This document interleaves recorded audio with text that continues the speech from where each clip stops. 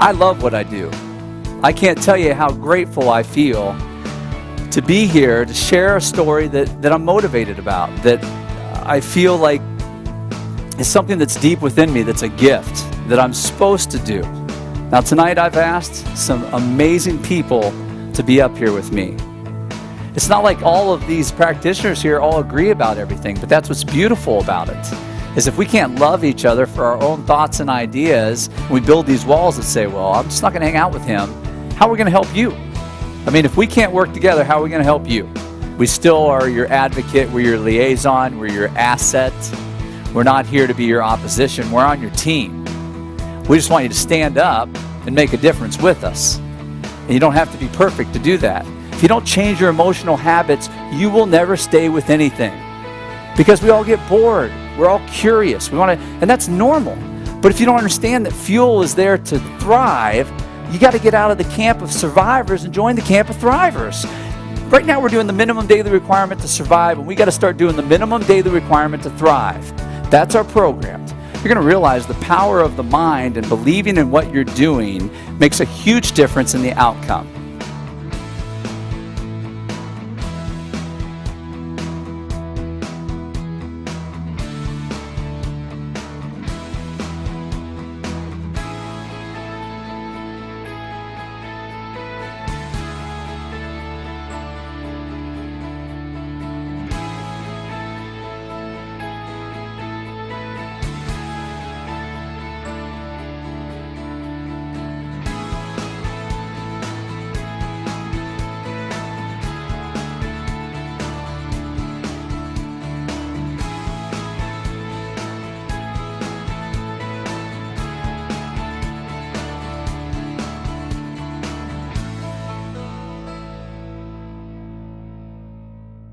Well, on behalf of Nature's Pantry and CoreWellness Institute, I would like to welcome you. Led by Dr. David Black, CoreWellness is a place that focuses on empowering people to use their emotional, chemical, and mechanical choices to live a longer, healthier, and more vibrant life.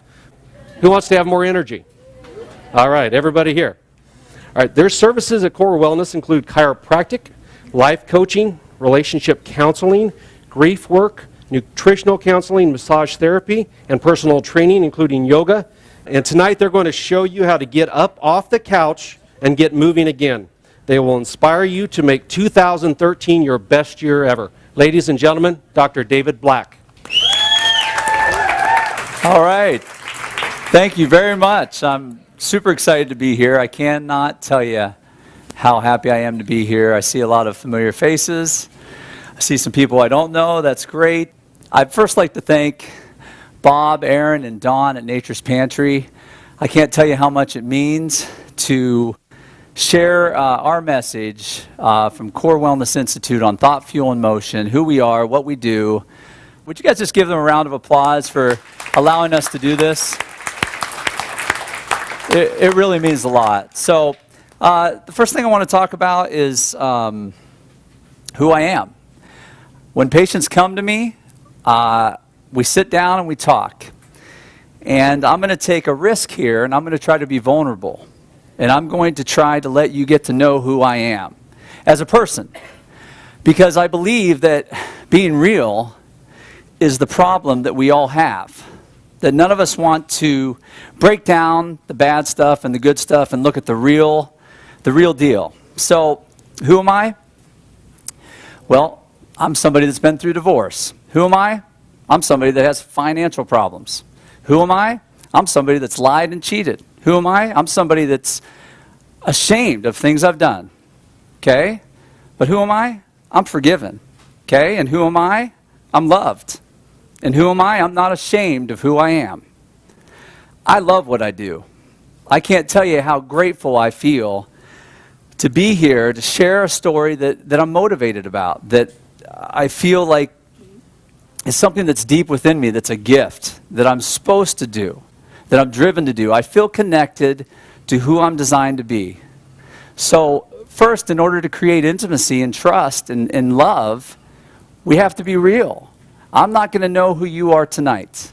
I'm going to get a little vibe of it, but at least you'll have a little honesty from me about where I'm at, Am I making mistakes? Still am. Am I a hypocrite? Absolutely. Will you see me, eat bad food sometime? You bet. I will. And will you see me not exercise? Absolutely. Will I not get my sleep like I recommend? Sure.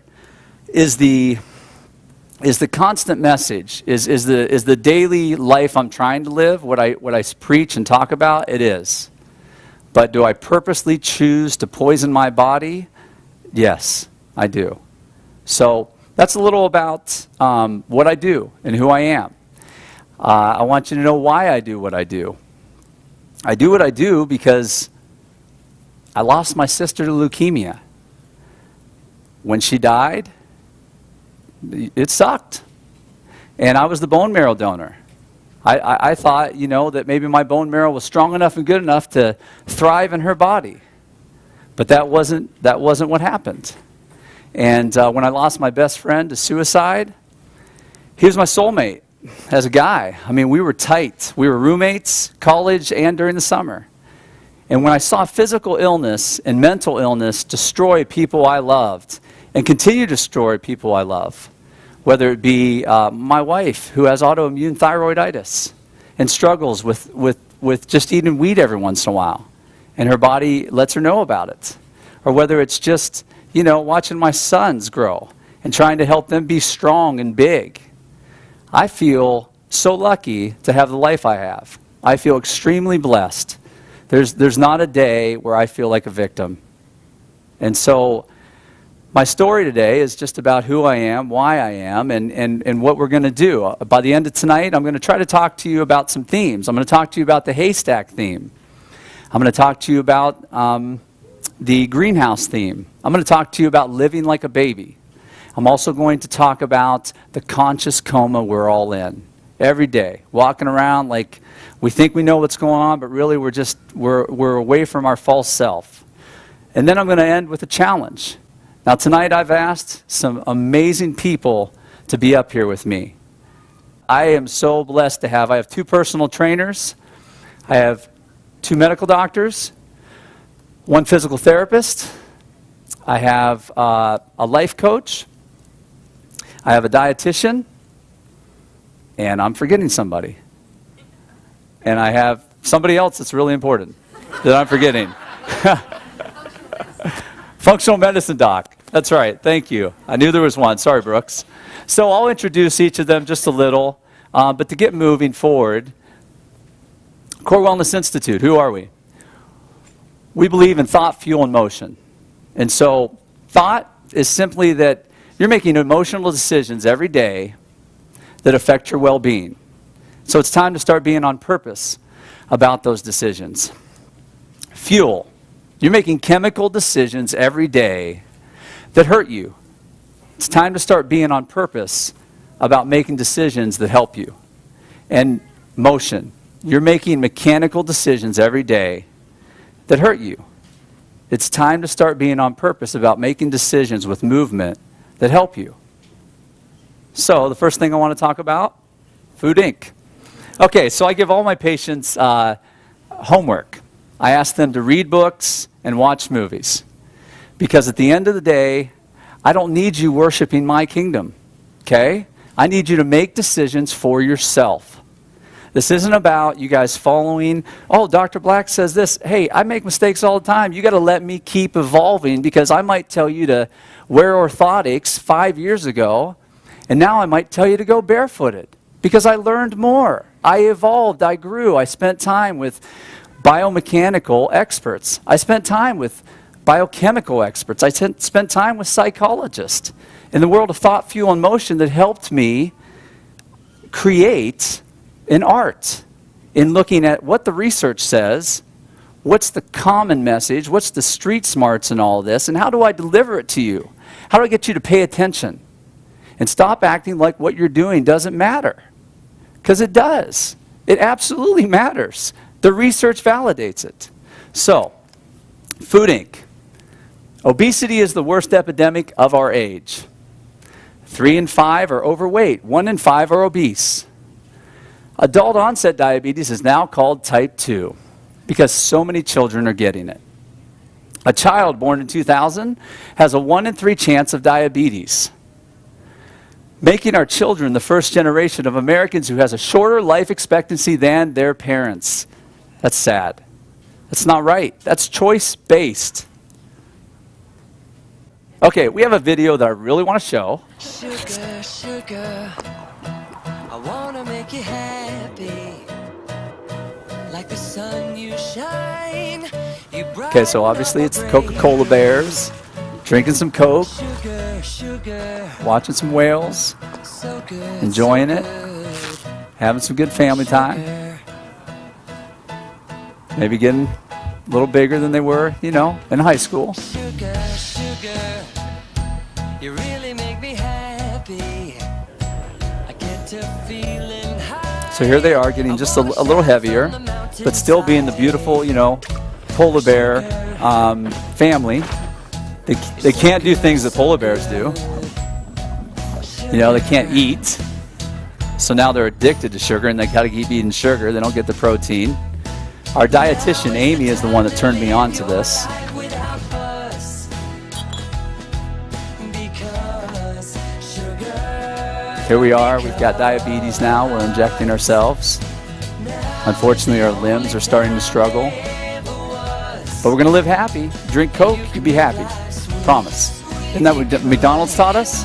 You know, in the 70s, what was their motto? You know, you deserve a break today. Our food companies started making us believe that, hey, we're entitled to take a load off and pat ourselves on the back and say, hey, we deserve this. And it is that eliteness and that attitude of deservedness and entitlement that we use with food and our time in front of our favorite TV show. It starts to create the cycle. They don't even know what to do with it. They break their teeth.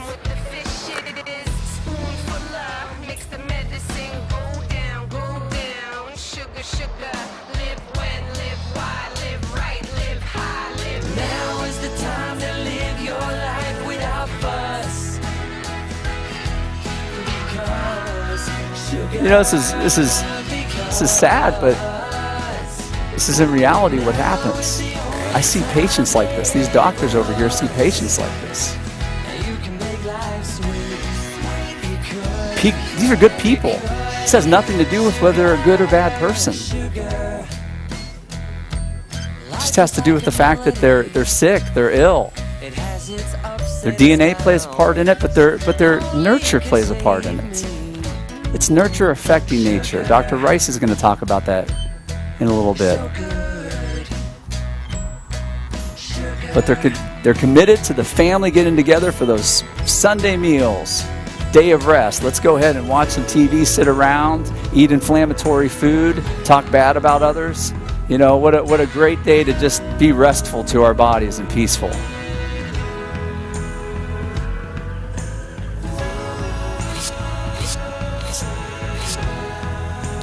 A little common sense, I think, starts to hit them. Street smarts, the basics, foundations in healing. This is everybody's New Year's resolution. You know, let's do something. Let's get back on it. Don't be unhappy. Let's move on to the next. So, United Nations reported that in 2000, the number of people suffering from overnutrition, a billion, had officially surpassed the number suffering from malnutrition, 800 million. I don't need to say anything about that. So here's the needle in the haystack. I get so many patients that come to me that have been to so many other doctors and therapists and massage therapists and energy workers and chiropractors and nutritionists. They've searched for so many needles in the haystack, I can call them 20 things. They've got a label and a tag that we can identify them. I got this, I got that, I got this, I got that, I take this, I take that, I take this, I've got to do this. And I'm like, so why are you here? You got it all figured out. Because they're still miserable. They're still not happy. They're still not feeling better, even though they've chased all the needles. They have all the science to validate what the problem is, but they're missing the general concept. They're missing the Haystack.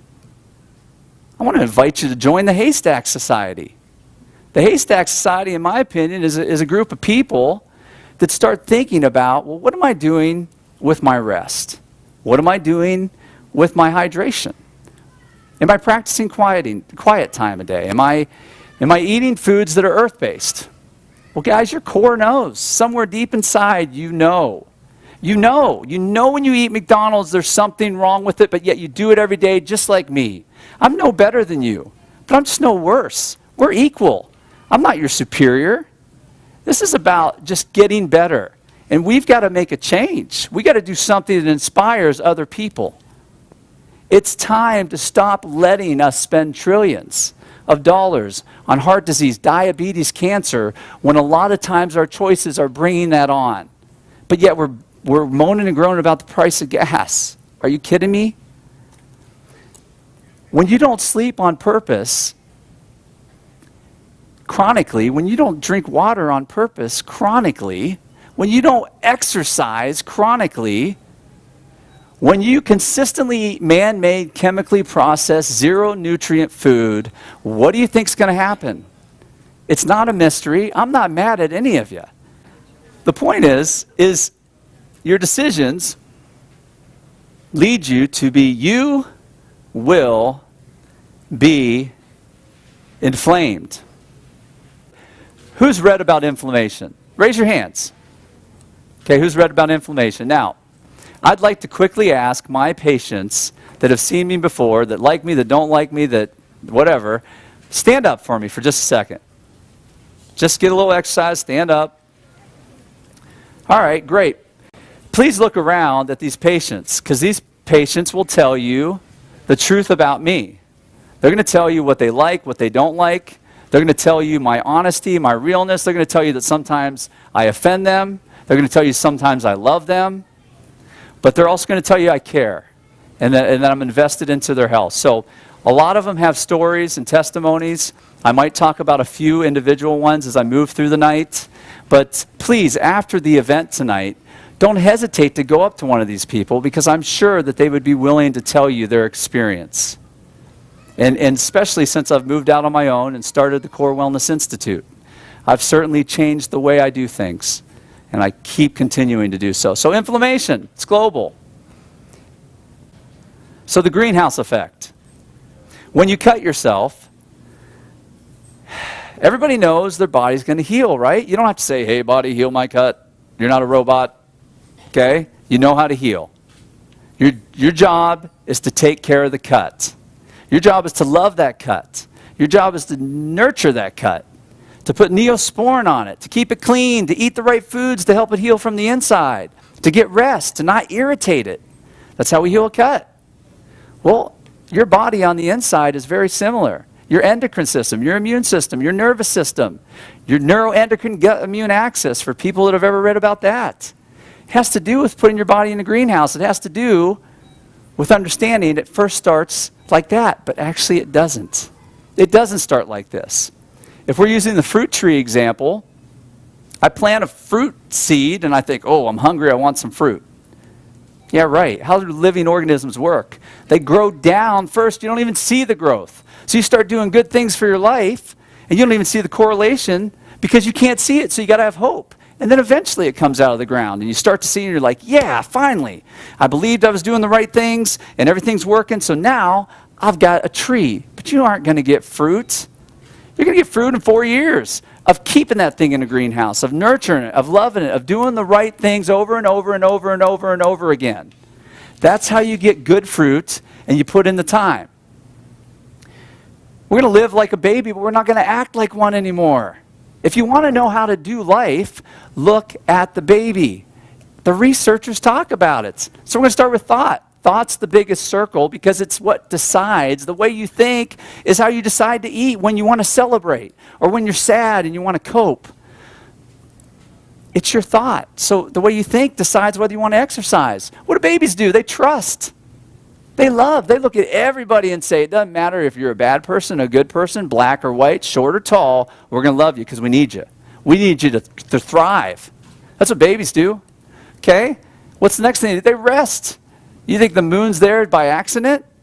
You think people that work nights are healthy? I work on them. I work at 4 plants in this area that have night shifts, and I go in for the last 5, 6 years. I can't tell you one of those people that I think is super duper healthy, in my opinion.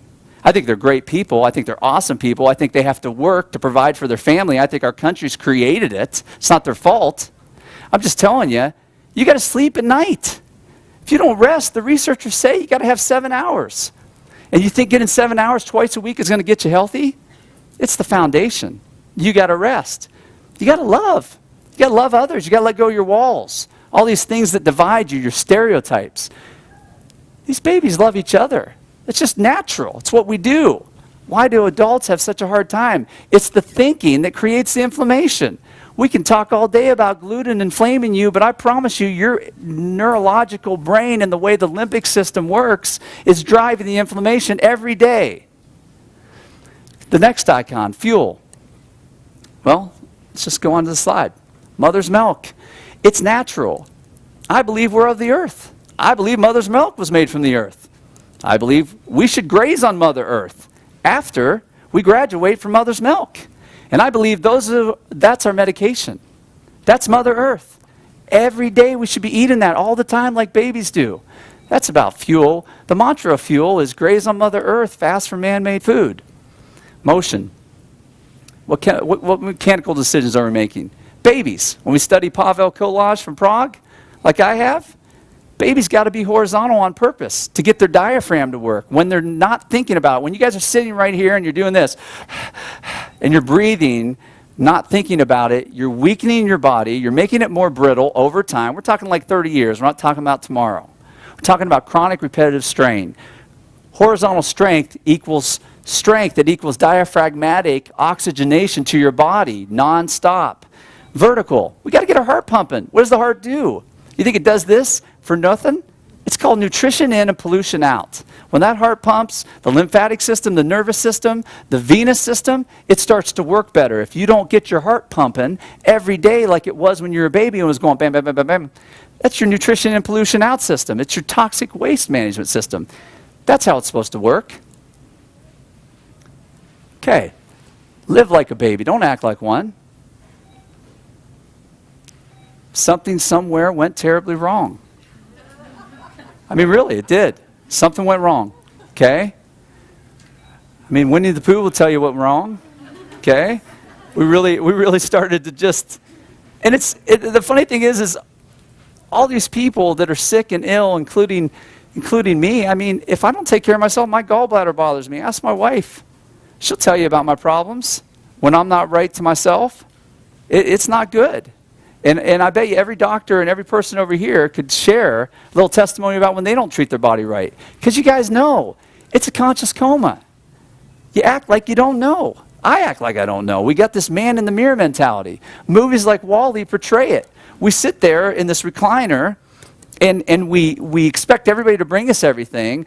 These people in that movie, they couldn't even walk. They imagined their life. The next movie, The Matrix. I love this movie. It's an example of these are people being used as batteries. And this is a guy that just, like a baby coming out of the womb, he's coming out of his battery pack going, wait a second, I've been imagining my life. That's not real life. What's going on? They were in conscious comas. Surrogates. You may not have seen this movie, but it's an awesome movie about how we are so scared to go outside, we create these robots that are our ideal image. You know, the way we really want to look, and then we have these real jobs, and then we sit in our house and we control these robots. I mean, that's where we're headed, guys. People are afraid. That's what CoreWellness Institute's about. Thought, fuel, and motion. At this point, I would like to take time and bring up just a guy that's motivated me. He's a giant. I've spent time with some giants that have helped me get here and share my message of inflammation in an art-like form. It's clinical experience that brings this to you. It's my ability to watch people and say, wow, that's amazing. Thank you. You know, I always thank God for bringing me people and affirming my work to me because I'm learning every day and I'm changing every day. Paul Carlisle is our life coach. And he's going to spend some time right now talking about self-deception and just whatever Paul wants to talk about.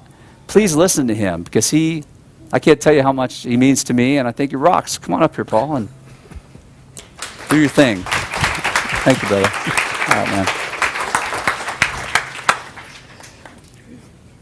Well, I want to talk to you about thinking, and I want to focus it for us in some specific ways.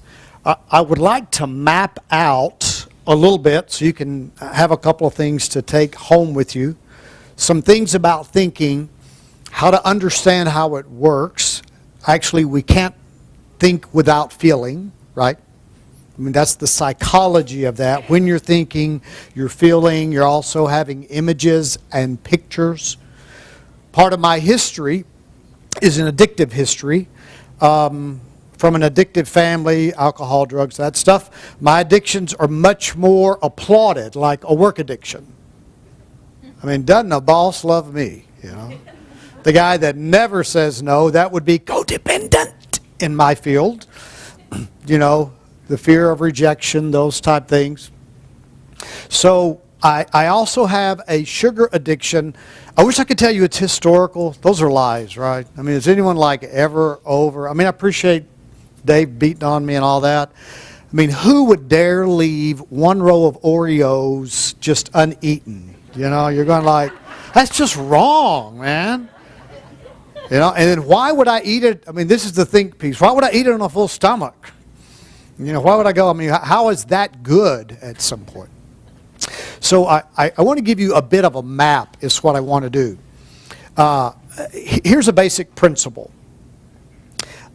If you can know with your thinking, and your emotions will help you, but in those two ways of knowing, kind of the cognitive brain and the emotional brain, if you can know what it is that drives you, you'll be way ahead.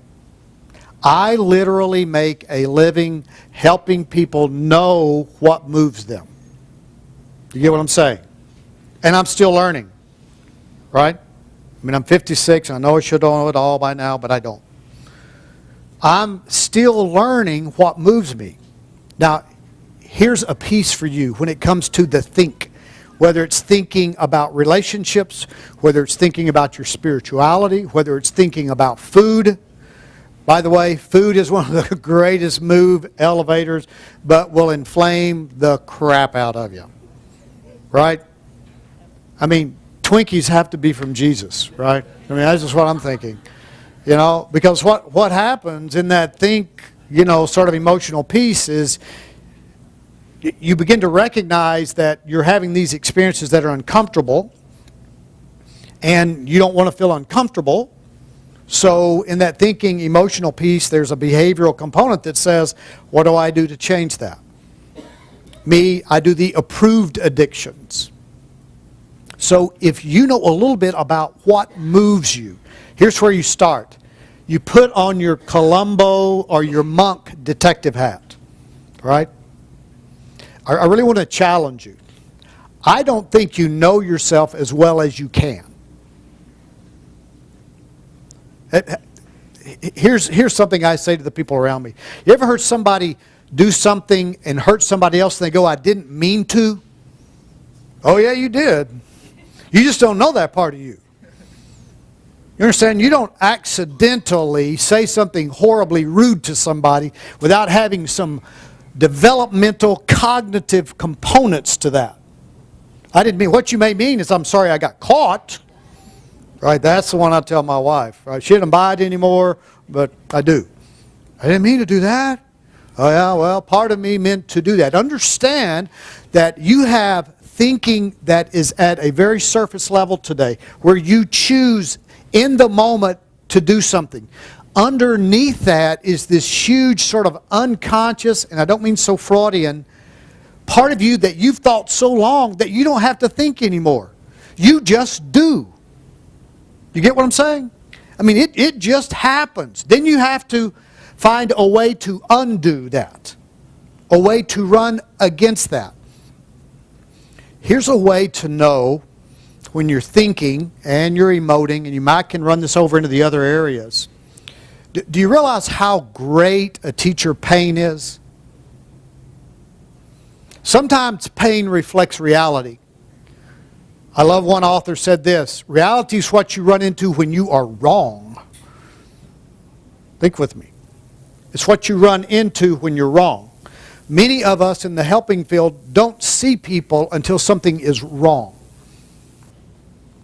So what if you could become a bit of a detective about your thinking and your way of functioning and the way you process, and you begin to say, what is going on in this emotional pain, this cognitive pain, this relational pain? What if you could say that? Now, I have a prop. It's my Mr. Potato Head prop. You know what's cool about Mr. Potato Head? You can really set him up wrong. Right? What if you live in a culture that is this wrong and now it's been normalized? What if everybody goes, oh, no, that's how my dad looked? Yeah, ugly. That's what I'm saying. That's how my family did that. You understand that is a thinking pattern. It means you're not thinking, right? Thinking, you begin to go, huh. Like I grew up in the South, and we were rednecks, and we had belt buckles big as our head. All that's true, you know. But I don't really want to be that like they were all the time. So I had to think. Where does that come from? Do you know that none of you have come up with your thinking on your own? Do you know who gave it to you? You should go fuss at some of them. You get what I'm saying? Like, okay, Dad, why did you do that? Without being mean to your dad, right? You know what it's like doing the parenting thing. Nobody knows what in the world they're doing. Really, I mean, you're 20 and you got a kid, you don't even know yourself at 20. Gosh. I mean, that's another thinking piece. So you get to be a bit of a detective. You have to go, okay, maybe there's a better way to do it than this. And then there's the hard work of going, what do I take off? What do I move around? And I would suggest you're going to need a lot of people to help you. I also suggest you're going to need some real help if you're like me and my change work on myself. You're going to need time. There is a thought out there that change is easy. Please don't raise your hand, but that's not true. I know, you want me to quit right now? Change is not easy. You know, if change was easy, we would all still be doing what we said we're going to do the first day of the year. You got to ask, why is it hard?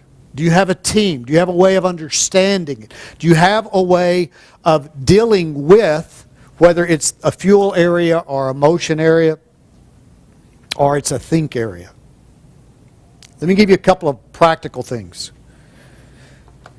If you can separate your past thinking and experiences from your present, you will make progress.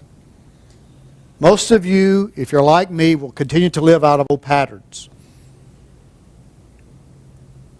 You get mad at people that look like the people you used to know. It's like identity confusion, right? You miss it.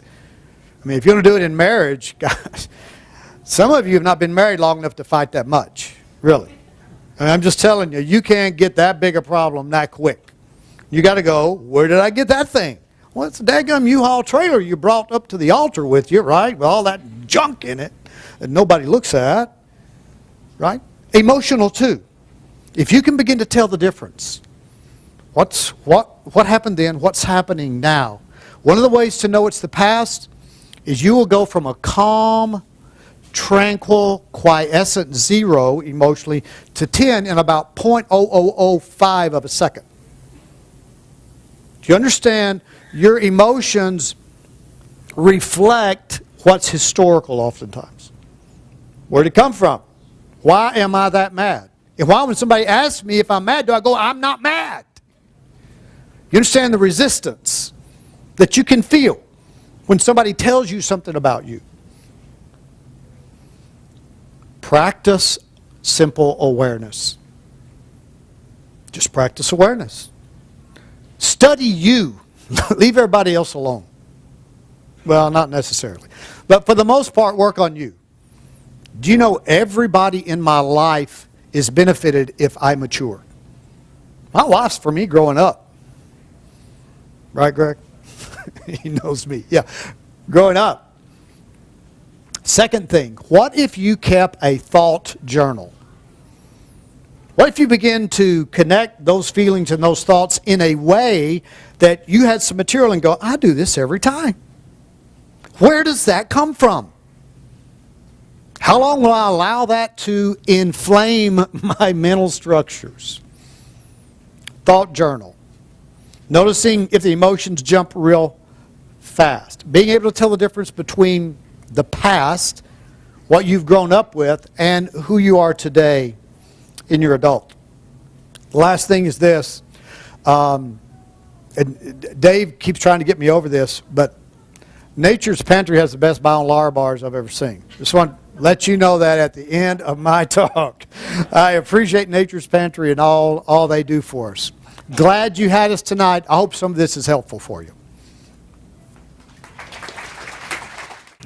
Thank you, Paul. That was exactly what we needed, or what I needed. Sorry if I make it selfish, but I need to hear that message over and over and over again. The next beautiful lady that I'd like to introduce is my wife, Amy. And I could say a lot about her, but she told me to keep it short. So she's going to talk to you about, you know, Paul's one of our thought coaches, and I think Amy's element goes a lot into thought as well, with trying to calm down the mind. The mind's running, it's racing, and there's things that we can do with breathing, with relaxation, that can calm down your emotional brain as it's running the race. You don't have to be a marathoner to be running a marathon. Okay, so your busyness is your marathon. So come on up here. Thanks. So I would like to invite you, if you're comfortable and willing, to stand from your chair.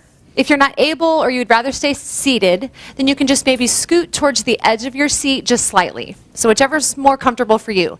And if you're standing in these standing room cheap seats, then I would encourage you to maybe step just slightly away from what you're resting your back on or leaning against.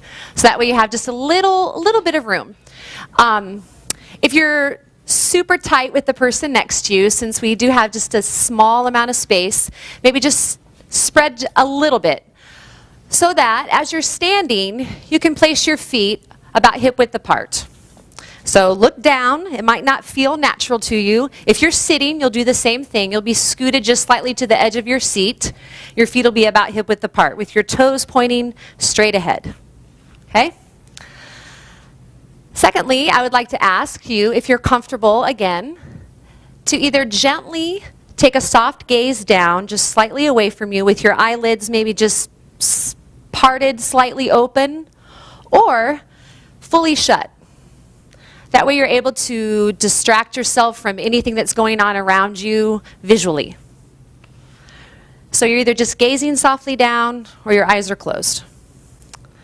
Next, I'd invite you to relax your shoulders. And I'd like you to actively relax your shoulders by gently rolling them back and extending your fingertips long, reaching your fingertips down towards your feet. Begin to notice your breath. And as you start to take some long and smooth, deeper breaths, begin to just let your body and your mind feel a little calmer. And again, as you're breathing, feel the front of your body and the back of your body lengthen, and almost feel as if your body's being stretched from the earth to the sky. The crown of your head is reaching up towards the sky, and your feet are just feeling rooted firmly into the ground. It's as if you're a mountain. So you're feeling strong, you're feeling tall, you're feeling confident. Your mind is feeling calm, your body's feeling calm. Take your time to slowly open your eyes. And I'd like to let you know that you're doing yoga. So you can have a seat. So that was pretty easy, right? There's a lot of misconceptions often about yoga and what it really means and what it is. So I'd like to just share a snippet with you about yoga. It is one of my passions. There's a word that you often hear in yoga circles or in yoga communities, and it's namaste. It also is often followed with a gesture. The hands would be sealed together, and there's a nod. That's just a gesture that follows the word namaste. So some clarification on that, in case you do happen to drop into a yoga class or you hear someone say that, as to what that means. I get that asked many, many times. Well, what did you just say? What does that mean? It's a traditional greeting in the Indian culture. That's where its roots derived from. So for instance, if you meet a French person and they do the cheek-to-cheek kiss, it's the same thing from an Indian culture. It would be namaste. It is used to express love or gratitude or recognition of the soul or just honoring one another. And it can also be used in ascending forth sort of a manner. So I'd like for you to remember that word, namaste, and we'll come back to it a little bit later. One of the beautiful things about yoga is that you can do it just about anywhere. You don't need special equipment, shoes, clothes, anything. You can do it inside, outside, sitting down, standing up, on a plane, on vacation, on a boat. You can really do yoga anywhere. When I began practicing yoga about 10 years ago, I was very skeptical. As an avid aerobics freak, I did not see the point of sitting around and chanting and stretching and relaxing. I very quickly learned that there was so much more to yoga than the false expectations that I'd created in my mind. So I'd like to just list a few of the many benefits of yoga. Increased flexibility, stronger muscles, better body tone, a relaxed and clear mind, reducing of stress, increased body awareness, natural weight loss, improved posture, a strengthened immune system, and decreased physical effects of aging for the brain and the body. Well, it's no wonder that it's been around this long. It obviously works. Hundreds of years old, the practice of yoga is. The really cool, exciting thing is that each one of us here tonight has exactly what it takes to practice yoga. We have our very own body. You don't have to be athletic or Zen-like. You don't have to be a vegetarian. You don't have to be flexible. You don't even have to be coordinated to begin a yoga practice. All you need is a willing heart, an open mind, and again, your very own body. I always remind my students at the end of class that you only have one body, and you should treat it with love and respect every single day. You're not going to get another one. You just get one body. You might get some transplants, but you're just going to get one body. We need to be so thankful for our body and forgiving of ourselves and patient with our expectations. In fact, if we can let go of expectation when we begin a yoga practice, then we can't disappoint ourselves because the only goal that we've set up to achieve is just simply doing it. Yoga teaches us to let go of judgment. It teaches us how to stay present in the moment. In my opinion, probably the most powerful attribute that yoga teaches us is to feel and listen to our body.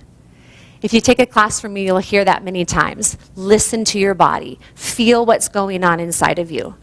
We are continually becoming aware of sensations that are happening in both our mind and our bodies as we practice yoga. And when you feel something in each pose, you're grounded in the moment. You're aware of your body and its potential. And that ability to identify and feel your own feelings gives you tremendous opportunity to connect with yourselves and with others honestly, just like the babies do. Moving every single day is like breathing. If we don't do it, we won't survive. Yoga isn't about getting your body into the shape of a pretzel or even touching your toes. It's about learning to skillfully move your body through its appropriate range of motion. That's it. It's about learning about your body. So I invite each of you to explore a yoga opportunity in your community or on your own. There are so many videos, books, online resources, studios, gyms, institutes that offer yoga. I'm sure you can find one that's very near to you, close to you, or easy to access. It's so easy to get started. And even if you only practice that mountain pose once a day for a week, remember that you're doing yoga.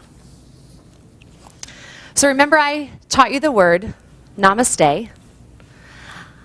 If you're comfortable again, you're welcome to seal your hands together, and you can just place them right over your heart, letting your thumbs rest on your breastbone. If you'd prefer to just sit, that's fine too. And I'd like to just share this closing mantra with you. May I be happy. May I be peaceful. May I be safe from harm. May I enjoy happiness and the root of happiness. May I experience ease and well-being in body, mind, and spirit. Namaste.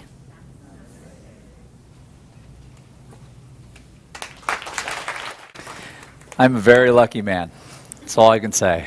So her awareness that she was talking about, have you ever fasted from food that you know is bad for you, and then you decide, okay, after a month of not having it, you have it once and then you feel sick? Well, that dumbing down of our senses, that ejection response we had as little babies when we ate something poisonous, we got rid of it.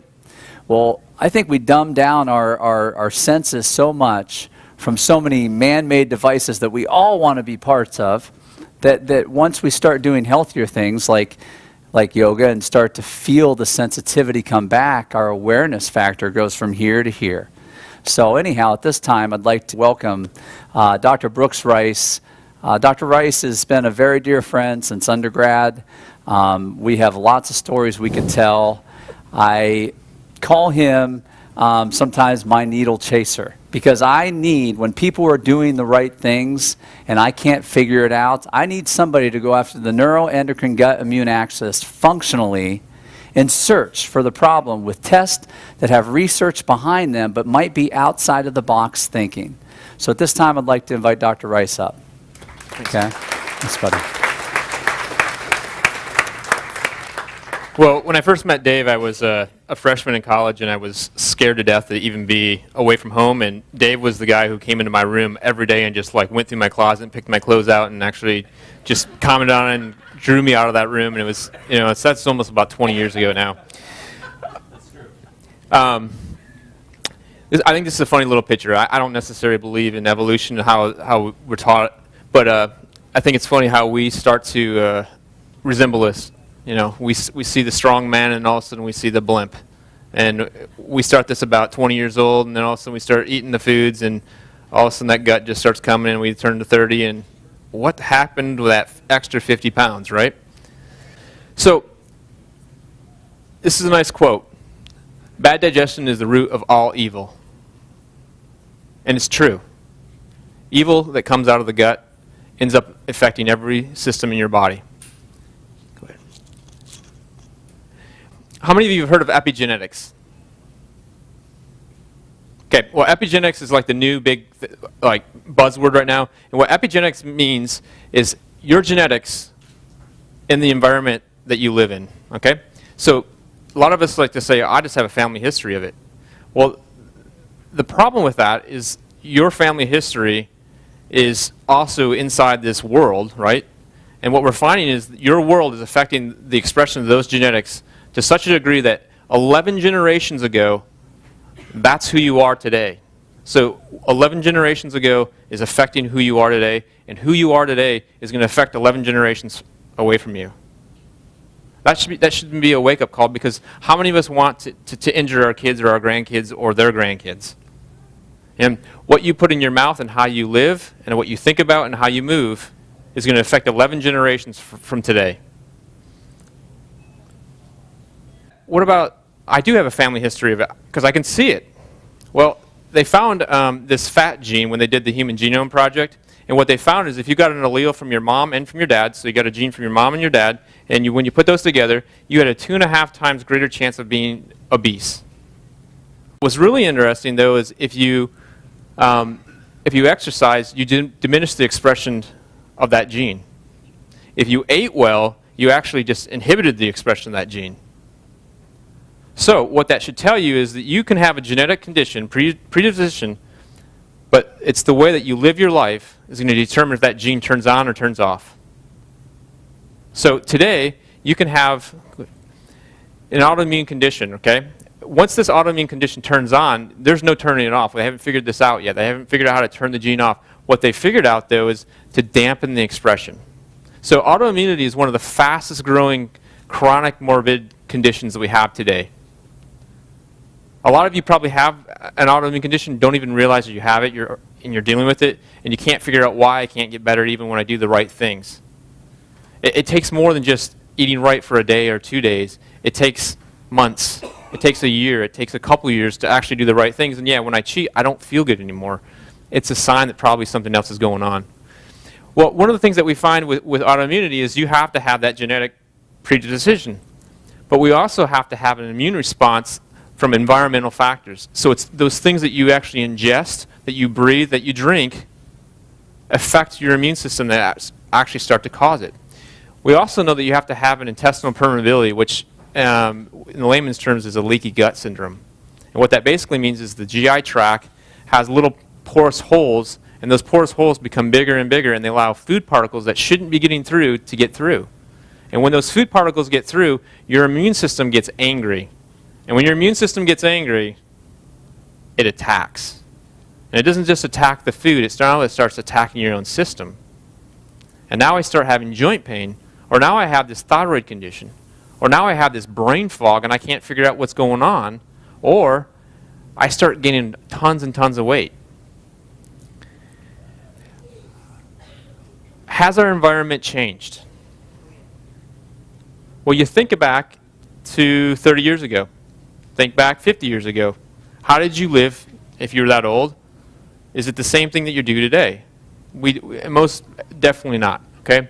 We know that mentally, emotionally, we are stressed out as a nation. We don't sleep like Dr. Black talked about. We work way too many hours. And what we're finding is that what the damage it does to our brain, that damage ends up affecting the gut, it ends up affecting the heart, and it ends up affecting every system in your body. How many of you guys actually do really heavy physical activity every single day? Your genetics are dependent upon you working hard every day. You know, there's the days you need to rest, but pretty much every single day you should be doing something that's exerting your heart, because your genetics are determined by the amount of stress that you put in against gravitational forces. It's called exercise. The chemical part of this, okay? The things that you put in your mouth, the things that you breathe, the things that you drink, those chemicals can cause an inflammation, or they can be anti-inflammatory. They can express a gene in a negative way, or they can express a gene in a positive way. Well, one example of something that's changed dramatically in your lifetime is wheat. How many of you now, hear all of this gluten-free? They have a huge gluten-free section, which is awesome. I have celiac, okay? So that section right there is like my lifeline when I need my sugar, okay? And I know I don't need it, but I want it, right? But what we found is that wheat has actually been hybridized in the last 50 to 100 years to have more protein than it ever had before. It even has more genes than it had 2,000 years ago. They've combined these two grasses, and now it has all these chromosomes that it didn't used to have. Well, this new genetic monster causes a ton of inflammation in pretty much about 80 to 90% of us. Now, there's a select few who have an autoimmune reaction to it, but you know what? A lot of us will go to the doctor and we'll get tested, and what they do is they test for one thing. They test for alpha-gliadin. But if you look up here, there's all these different components to the wheat. How many people have actually been tested for glutein or glutamorphin or transglutaminase? Not very many. Well, there's new technology that's coming out that we can actually test for all these. And that's where kind of looking for those needles. Because sometimes get tested for alpha-gliadin and it doesn't show up. But you have a glutein or a weak germinal gluten problem. And when you have this and you eat the food, you have an immune reaction. And when you have an immune reaction in the gut, you now have an immune reaction in the brain. So when you have fire in the brain, what happens is you start to have depression, you start to have anxiety, you start to have that fogginess that you just can't think, like, where's my keys? What am I doing in this room? I'm just getting older. This is just normal. You do this long enough, and guess what? You start to have these neuroimmune complications. It's called Alzheimer's. It's called Parkinson's. You just have to have the right genetics, and you get it. So, just another example of gluten reactions that we start to see that they're being related to is celiac. We know that one, right? But how many of you have heard or have friends who have rheumatoid arthritis and they're still eating wheat or dairy? There's enough research now to show the connection that it's part of the driver. Hashimoto's. How many of you have thyroid conditions and are still eating wheat? It's like there's a 100% correlation between the two. Type 1 diabetes. We don't know what causes it. Well, that's not necessarily true. We see what happens when people who have type 1 diabetes come off of gluten. The need for insulin goes drastically down. What about those neuroimmune disorders like MS, peripheral neuropathies, and even ALS? There's diagnosed ALS patients who have come off of gluten who have survived more than 2.5, 3 years, well into 5 and 6 years where they've had regression of symptoms. Not every single ALS patient who does come off of wheat does this, but there are certain parts of the population who have. So this leaky gut syndrome, this is next. That's the holes in that gut. So when you have the environmental triggers like the food, and then you combine this holes in the gut, what happens is now, again, this vicious cycle starts to take place. So the things that I get into the immune system now degrades my gut, and now everything I'm eating, I'm reacting to. What you have to do is you have to start to eat real food. You have to clean up the gut. You have to basically heal the gut. You have to look for infections. You have to look at your blood sugar. There's all these different components. You have to start to be a human again. And we've lost it. What we understand to be human is eat pizza, drink beer, sit on the couch, watch football. None of us go out and actually exercise, and none of us actually eat real food anymore. All right, so how I practice in my practice is we do things functionally. We look at things from a functional perspective from the brain. We look at things functionally from the blood. We look at things like saliva, and it tells us certain things that may be going on with the brain, may be going on with the adrenal glands, with stress organ, and we also look at like stool for infections. If you miss one of these things, what you do is you miss the ability to heal. And so you may come off the gluten, but you still have a parasitic infection. You'd be surprised how many people have parasitic infections in the United States. They get missed all the time. So the takeaway, we inherit our genetics from 11 generations ago, all the way back there. You're going to give your genetics away up to 11 generations. You have to control your environment. You have to think differently. You have to exercise differently. And you have to eat differently than a typical American. You have to become what Americans used to be 100, 200, 300 years ago. They were hardworking. They ate real food. And they were prosperous. Your health is interdependent. What happens to your gut will drive your immune system, which will drive your brain function. And your brain function will drive your immune system, which will drive your gut function. You can't have one without the other. So if you think that you're just going to go through counseling and not change your diet, I laugh at you because I talk to my brother who's a psychologist all the time, and I'm like, you got to get your people changing their diet because you can't counsel them through the food. And then what I love is people who just decide, I'm just going to eat better, but I'm not going to actually work on my mental capabilities, because they're fooling themselves too, because your brain is so powerful that you can actually shut down your immune system and parts of it and have an autoimmunity just by your thought process. So the takeaway is you have to be a real human again, like Dr. Black is kind of talking about. Okay? Thank you, and I hope that you guys take this to heart and actually start to look at what you're eating and moving and thinking about. Thank you, Dr. Rice, very much. That's exactly why I love that guy. Because how many times have you guys heard that lecture? I don't think many times. Okay, and what he's talking about, I see clinically happen, and I get to experience it. And we're talking about, awareness. We're talking about understanding more about you than you may think you know. So our next guest is one of my patients, but also just an amazing gastroenterologist from North Kansas City Hospital.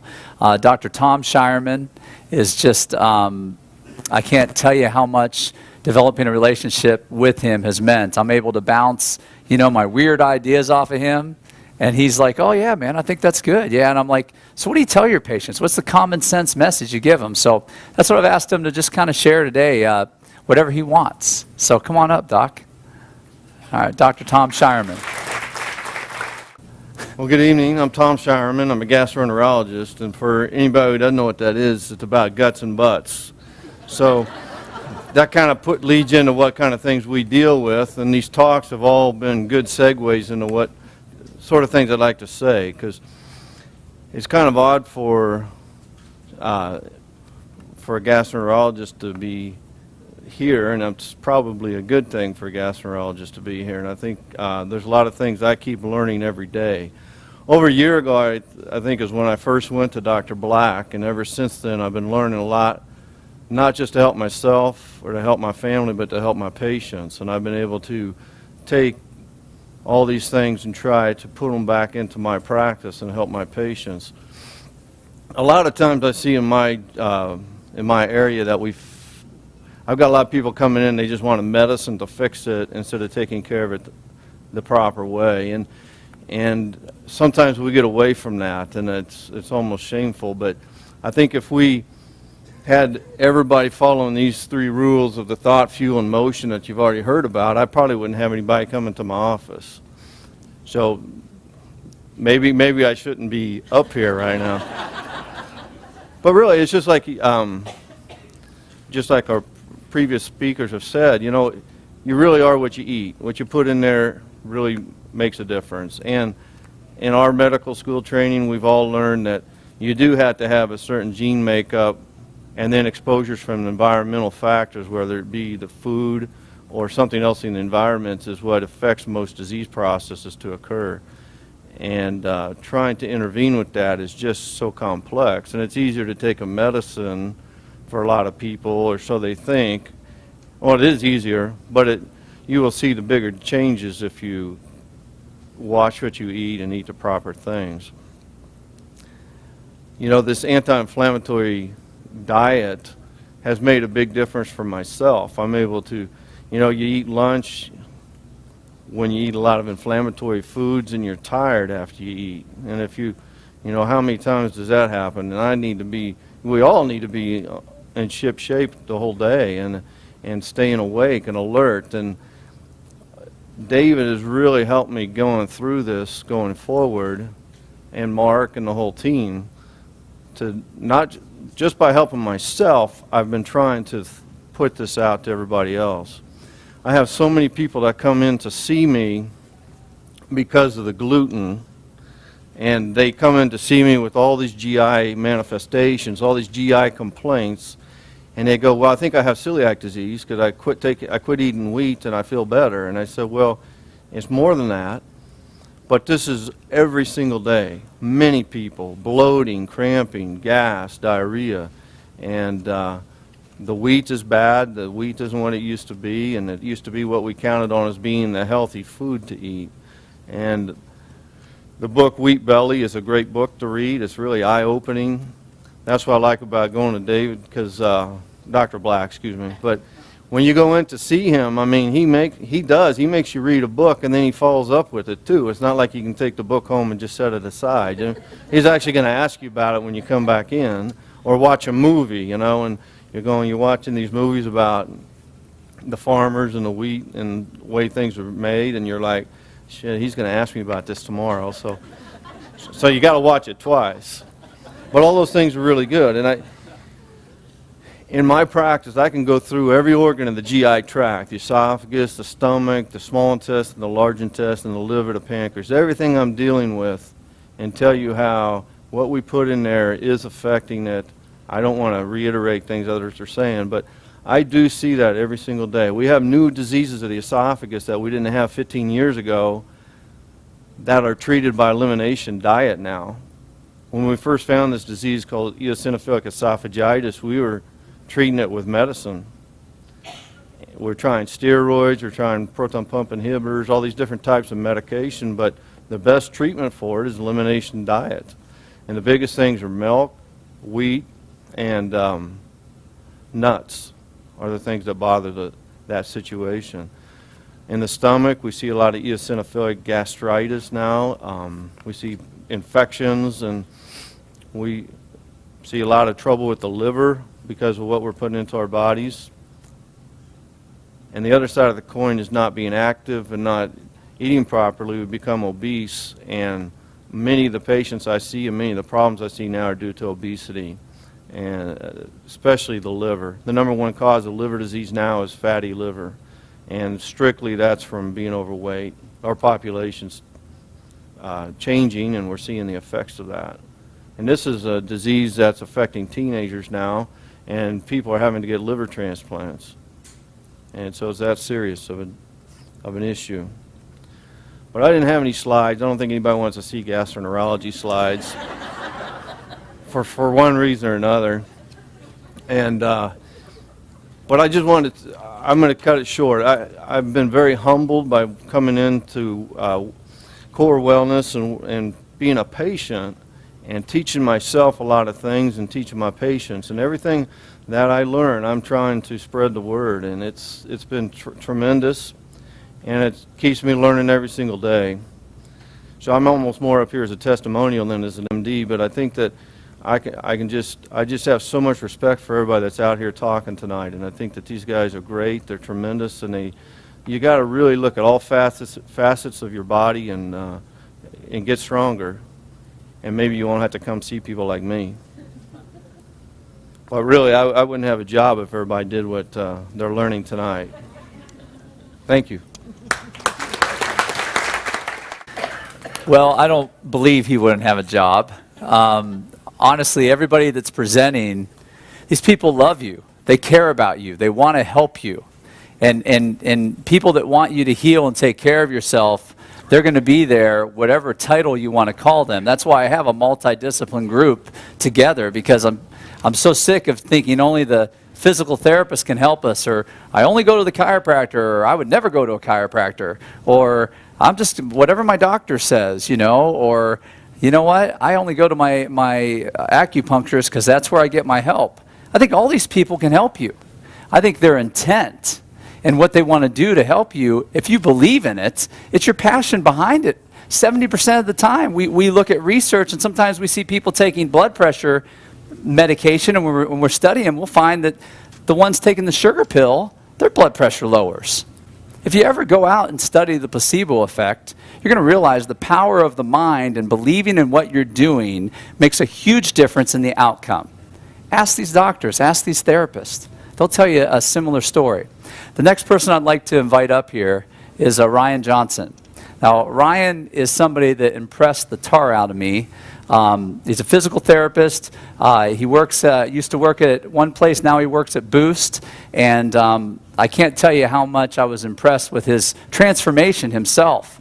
It wasn't like I gave him some big list of things to do. I just said, hey man, why don't you try this cleanse? And years ago he did, and his ability to maintain that and stay with that, not only is he an amazing therapist, not only does he help his patients every day, not only do my patients always brag to me about, well, Ryan said this. Are you sure, Doc? I'm like, I'm going to compliment what he's doing, all right? So anyhow, I'd like to invite him up right now. Come on up, Ryan. Thanks, buddy. Thanks, buddy. Yeah, we got. Wow, what an introduction, huh? A lot to live up to. You know, Dave, when you asked prior patients to stand up, you didn't look over in this corner necessarily because I was trying to get up on my tiptoes. You know, first a personal story. I I got to know Dave from a therapist friend of mine, and I had gotten into a situation myself. I was a college football player, and pretty much everything that I did was dictated like around eating, lifting, trying to be the biggest person that I could. The problem is after I got done playing college football, there was about a 7-year span where I continued to eat like I did, put on weight like I did, and continue to do some of the bad habits I did in the past. So when I talked to Dave, I was like, Dave, listen, I'm about 280 pounds. What do I need to do with myself and my body? And, one of the therapist friends of mine had gone through kind of a cleanse diet from Dave and had a lot of success from that. So I talked to Dave. He got me started on some different things. Talked to him about Nature's Pantry, actually, and I started doing a lot of my shopping and stuff like that through here.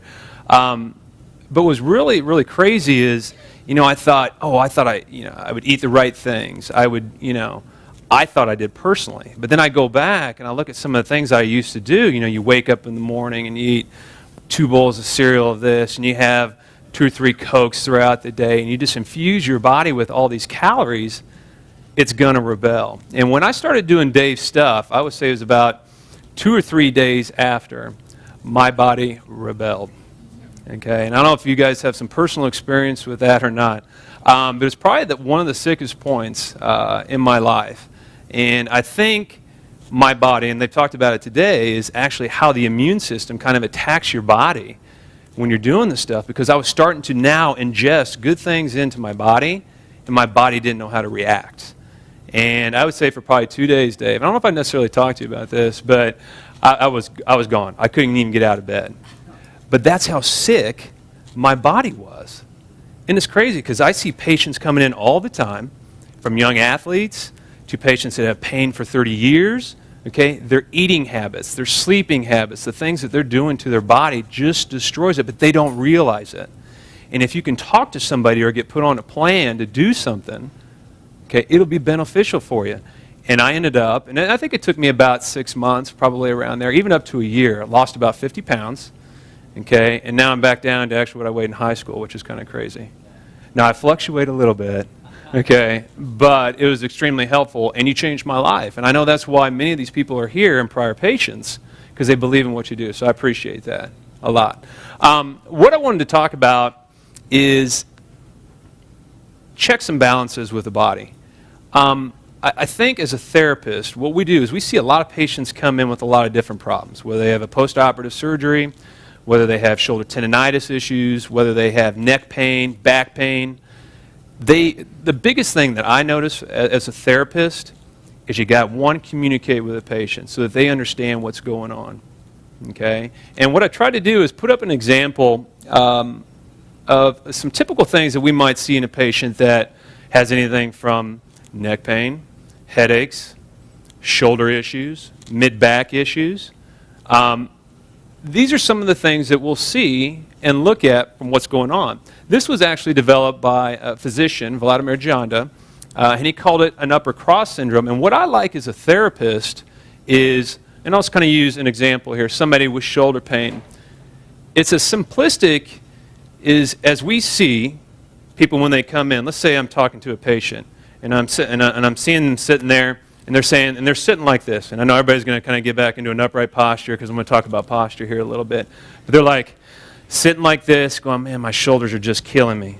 Okay, they're just awful. I got this neck pain that's right through here, and they're looking at me like this. And honestly, I don't need a degree to sit there and go, you know what? If we make a small correction in your body, okay, or just educate somebody who sits at a desk at a computer for 8 hours a day with their hand like this on a mouse and wondering why they got right shoulder pain, okay, small corrections like that actually help people out immensely, immensely. But back to the picture. One of the things that we typically see, okay, when people come in is kind of what we call this upper cross syndrome through here. And a lot of it is due to posture and the way that people sit or way that they're doing activities and stuff like that, whether it be around the house or at work, okay? Certain things that we'll see, and typically people will be more of kind of like a forward posture type position here with kind of a forward head, is that the chest muscles tend to get very, very tight through here, okay? And the great thing about this diagram is if you're just talking to a patient, is typically muscles that are tight through here. Typically the muscles through the upper trap, levator scap, and the suboccipitals tend to be tight too. So it kind of follows a cross pattern. On the opposite side of this cross pattern, muscles through the shoulder blades, like the rhomboids and the lower traps, and even the deep neck flexors up through here, the neck, tend to be weak too. So just a small, simple correction, okay, and addressing some of these issues can help. So what I want to do is just show you quickly, okay, let's say we're dealing with some issues up through here in the suboccipitals, upper traps, and you have neck pain, maybe some shoulder impingement issues. One of the things as therapists that we'll treat, and it's pretty simplistic, okay, is we'll stretch out your upper neck muscles, like your upper traps. So what we like to teach our patients, okay, it's just as simple as taking your ear to your shoulder, using your hand to kind of pull over and hold for about a count of 30 seconds. And that's typically like what we like to do is hold about 30, and that's typically what the research says, okay? Do 1 to 2 sets of that, and do that a couple times a day. So it's almost just taking your ear to your shoulder and a good static stretch and a hold. And do that on both sides, okay? That'll typically address the muscle that addresses through here, okay? Then we want you to kind of point your chin, okay, to your armpit, and we want you to pull down, okay? This will address the levator scap muscle, which kind of attaches through your shoulder blade, and also hold for 30 seconds, 2 to 3 repetitions, and you can do that a couple times a day too, okay? So what we've done, okay, is kind of address some of these muscles through here. Now to address some of the chest muscles, we may have a patient go to a corner, okay, or maybe even a doorway. You just got to be careful about how much you stretch your shoulders through. Get your arms up in a position here and kind of lean your body and kind of elongate these fibers through here, okay?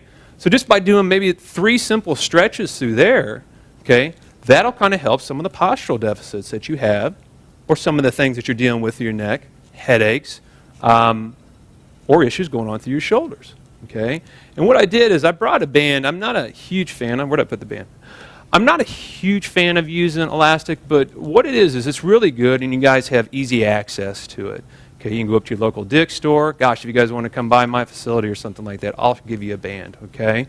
And one thing to address some of the weak muscles through here on your rhomboids and your lower traps, 2 great exercises to do is to take a band through here with your palms up, okay? And I usually like to use 15 to 20 repetitions when we're doing this, maybe 2 sets, and you guys can do this a couple times a week, is take your arms through here, squeeze your shoulder blades back, and then back to a kind of a neutral position. We kind of call it a W exercise because if you kind of go into here, it kind of makes like a W position through here, okay? And then another thing you can do is just take your arms out through here, bring your arms out, contract, and then bring back, okay? Again, 15 to 20 repetitions, okay? Now, if you go to like Dick's or something like that, they'll have different band colors and sizes. So if you're just starting some of those things out for the first time, okay, start with a light band, and that should help you, okay?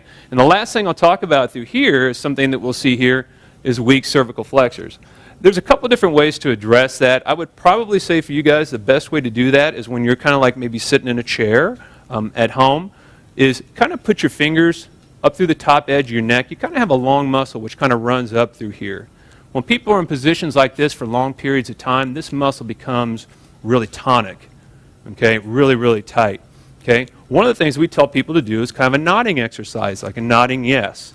We don't necessarily want you to come back into straight retraction like that.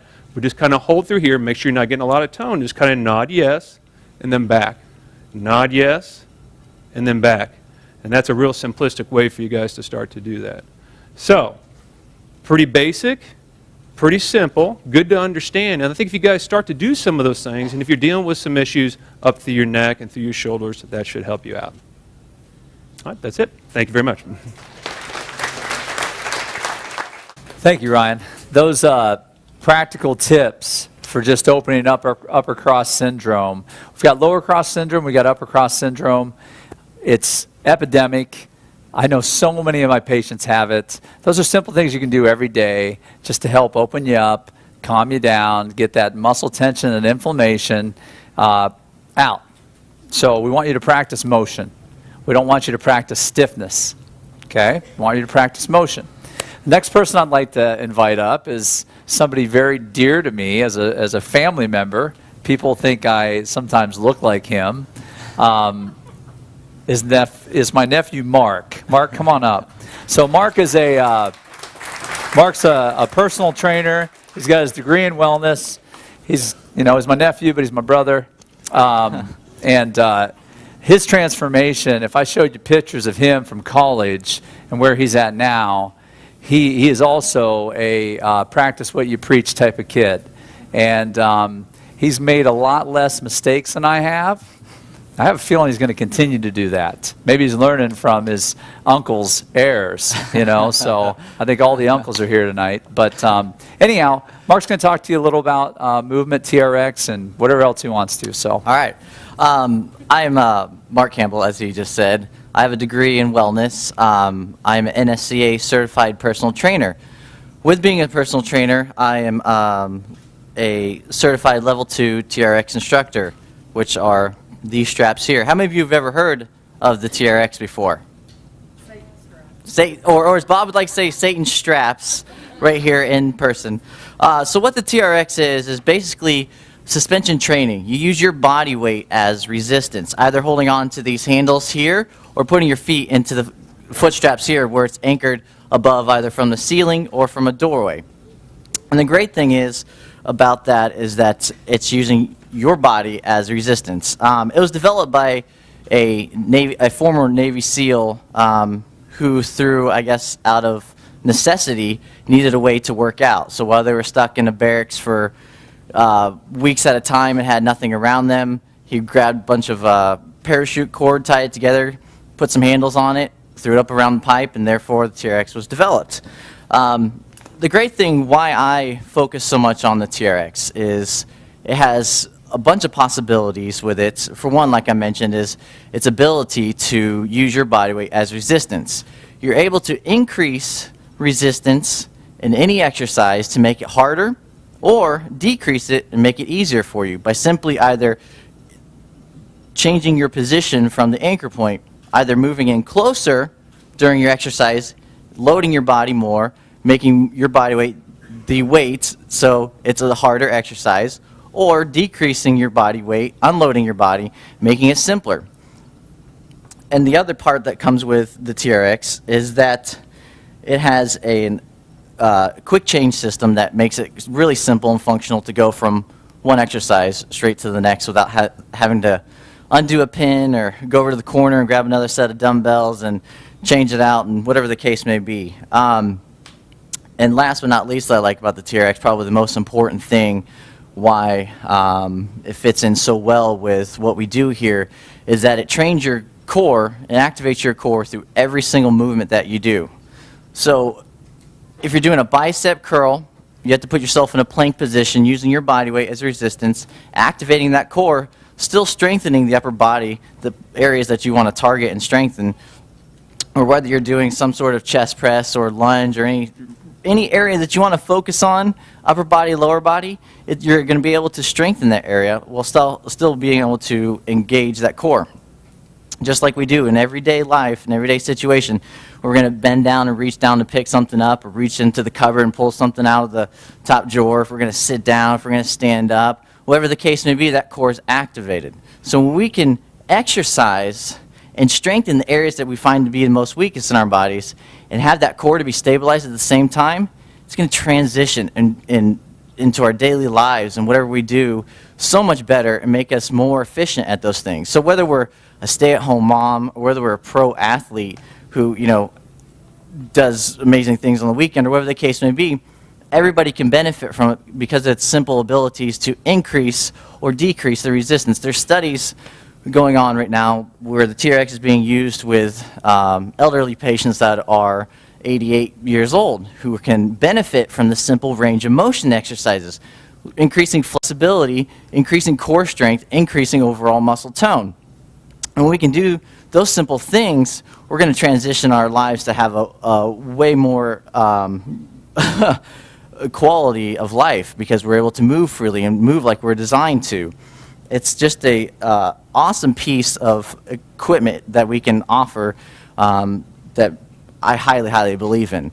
And leads me to the other part of that, the segues into core strength being very vital in our everyday movements. And a big part of that is through diaphragmatic breathing.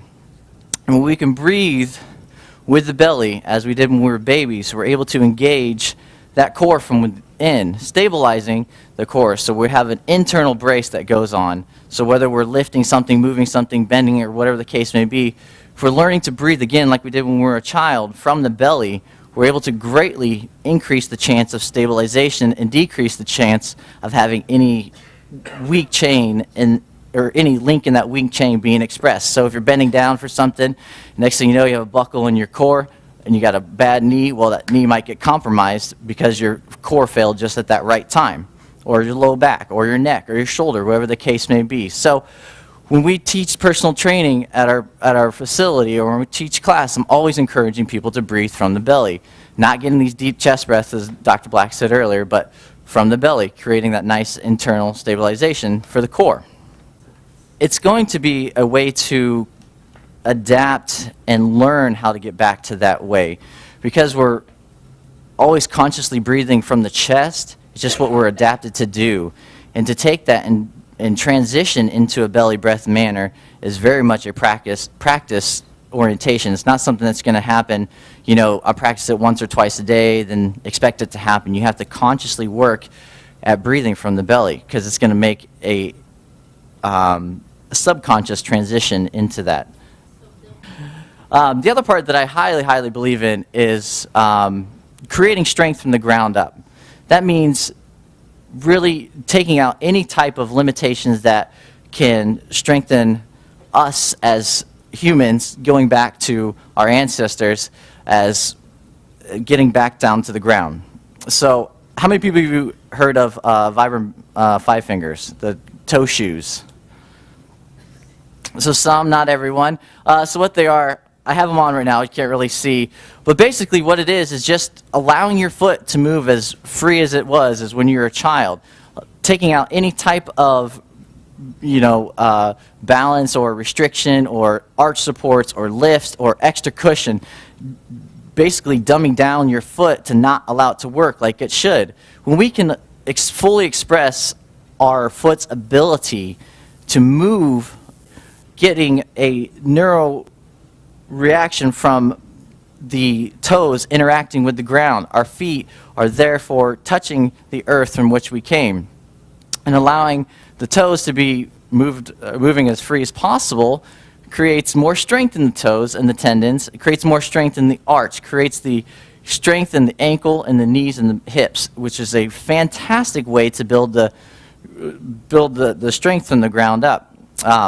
As a runner, I do nothing but running in my Vibrams. I think it's very healthy.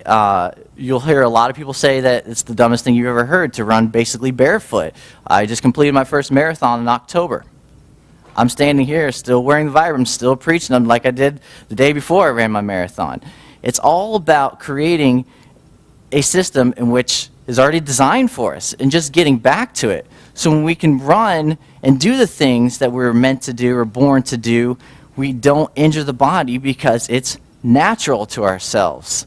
And so it's just a huge advocacy that I promote in all of our classes, all of my personal training, that they get back to just doing the things that were natural to them when they were born, or that we did hundreds of years ago. Back to the TRX, real quick, I'm about done.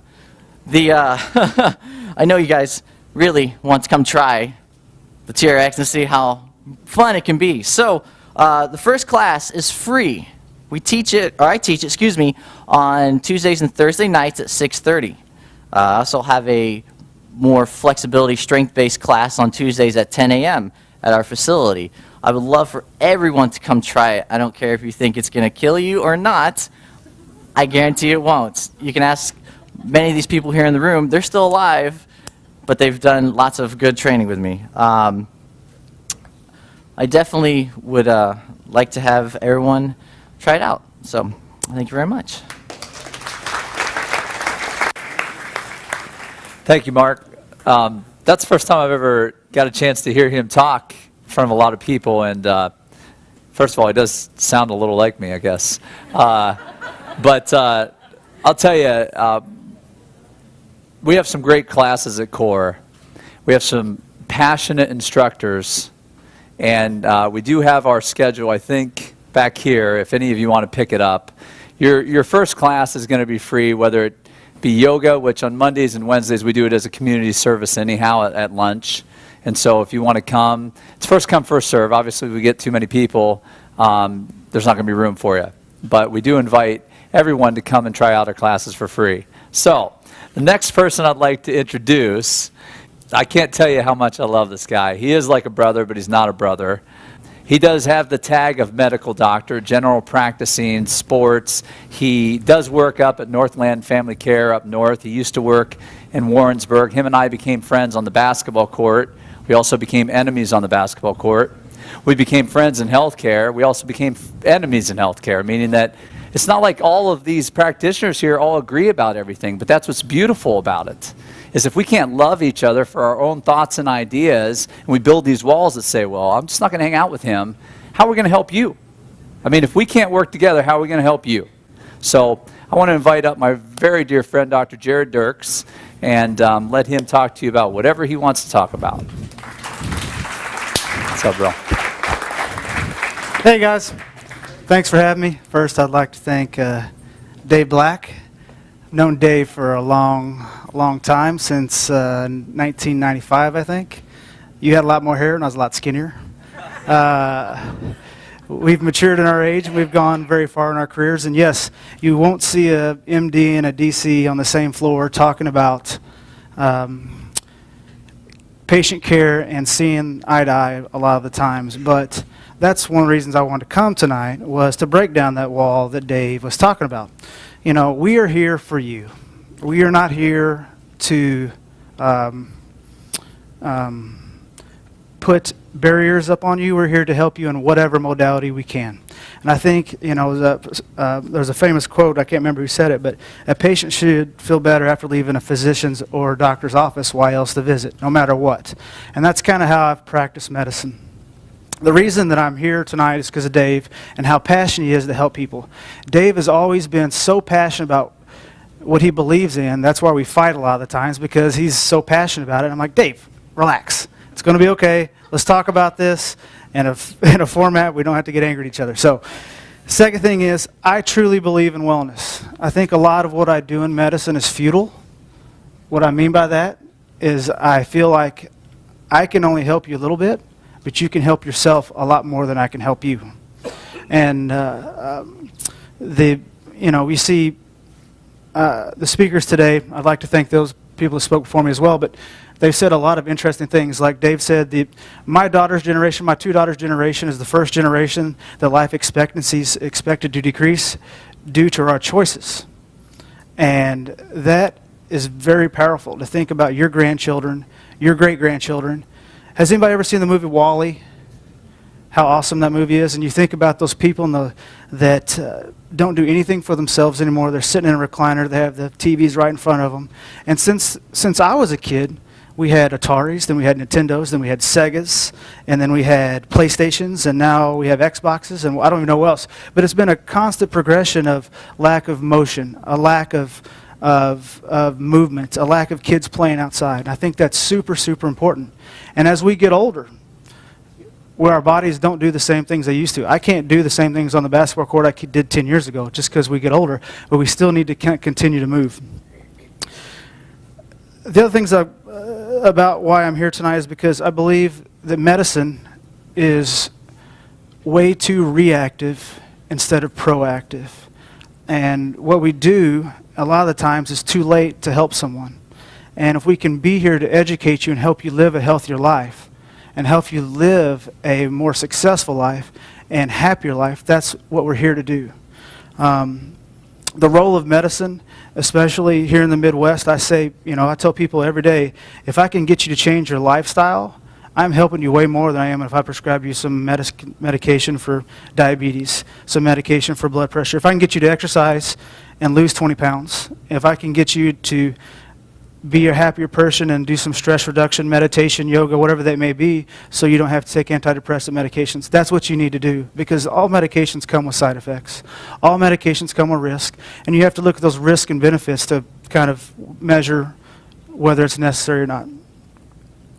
My philosophy on medicine, I'm kind of explaining this to you, and you won't hear many physicians talk in this manner, but you know, I practice a little bit differently than most family practitioners.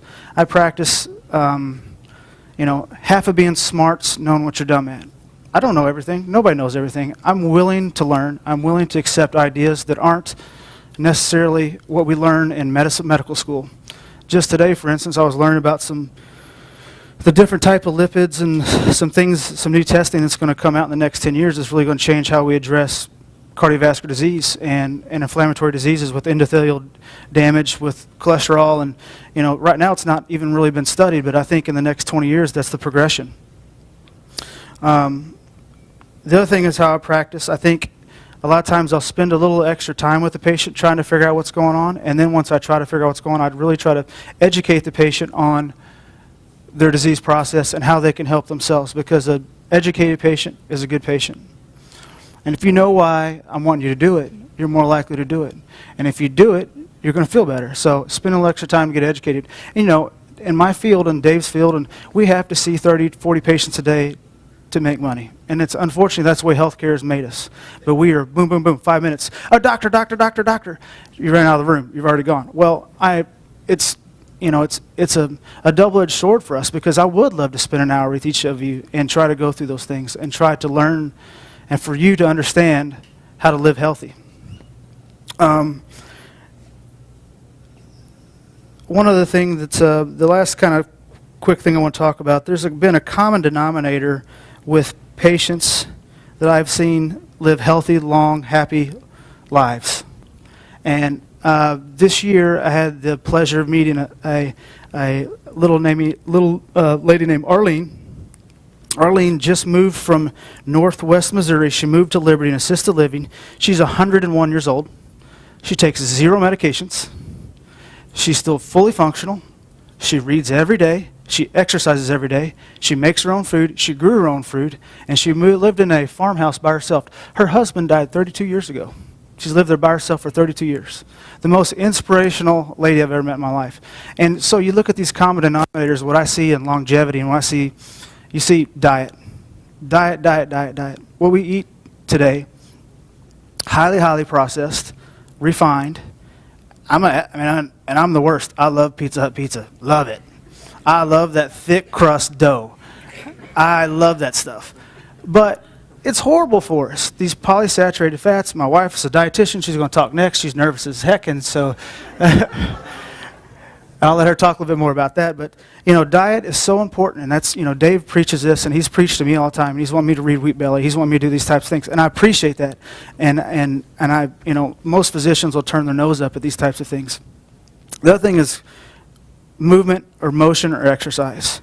You know, the American Academy of Cardiology recommends 30 minutes of cardiovascular exercise, getting your max heart rate up to 85% of whatever your age and height. And so exercise is important. I think it's important for a number of different reasons. One is it's stress reduction. 2, you sleep better when you exercise. 3, you burn more calories when you exercise. And 4, I think it raises your self-esteem. And so exercise is important on all modalities.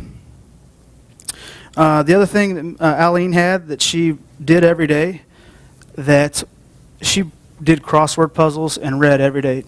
And she, me and my wife, we lived in Warrensburg. We moved here this past year, and we had a couple that lived right next door to us, and they were in their mid-80s, and they didn't have TV, and they were both well-educated. They're both expert college professors, and they read to each other for 30 minutes every night.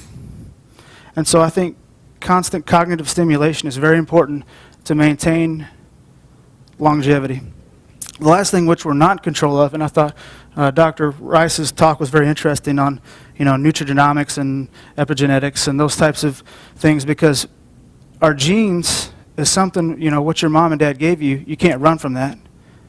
But we can look at your risk factors for developing disease up on your genes and look at your family history and help you make better choices on things you can do. Cholesterol, wheat, those exercise, those types of things. So, you know, I'm terrified for my daughter's generation. I'm terrified for her kids' generation. I don't know what's going to happen in healthcare. I don't know what's going to happen in 50 years. I don't know what's going to happen in my time in medicine. But it's something, it's constantly evolving. You think about when I was a kid, you go to order a Big Mac, and you got a soda this big, and a burger this big, and a fries this big. Now kids get a soda this big, a fries this big, and a hamburger this big. And it's the chronic evolution of it's a psychosocial issue, and it's socially evident here in the Midwest. When I go visit my brother in California, I'm the fattest guy there. You look at and in relative terms, I am morbidly obese. My BMI is 35, but I still exercise. I still try to eat fairly decently, and I know how difficult it is to maintain your mind over your food, and I know how busy life is, and I know how difficult life is with kids and jobs and bills and moving, and so we all have excuses. But life is a marathon, it's not a sprint, and so if we work on it every day, that's something that I think can be very, very, I mean, that's the core message I want to take with you guys. It's every patient is an individual, and we can't say you need to only eat wheat, you need to lose 50 pounds. We look at you as a synopsis and give you recommendations on that. And so, again, I'd like to thank Dr. Black and Core Wellness for having us tonight. I think this is awesome. I think that there's a lot of patients that need more education and need to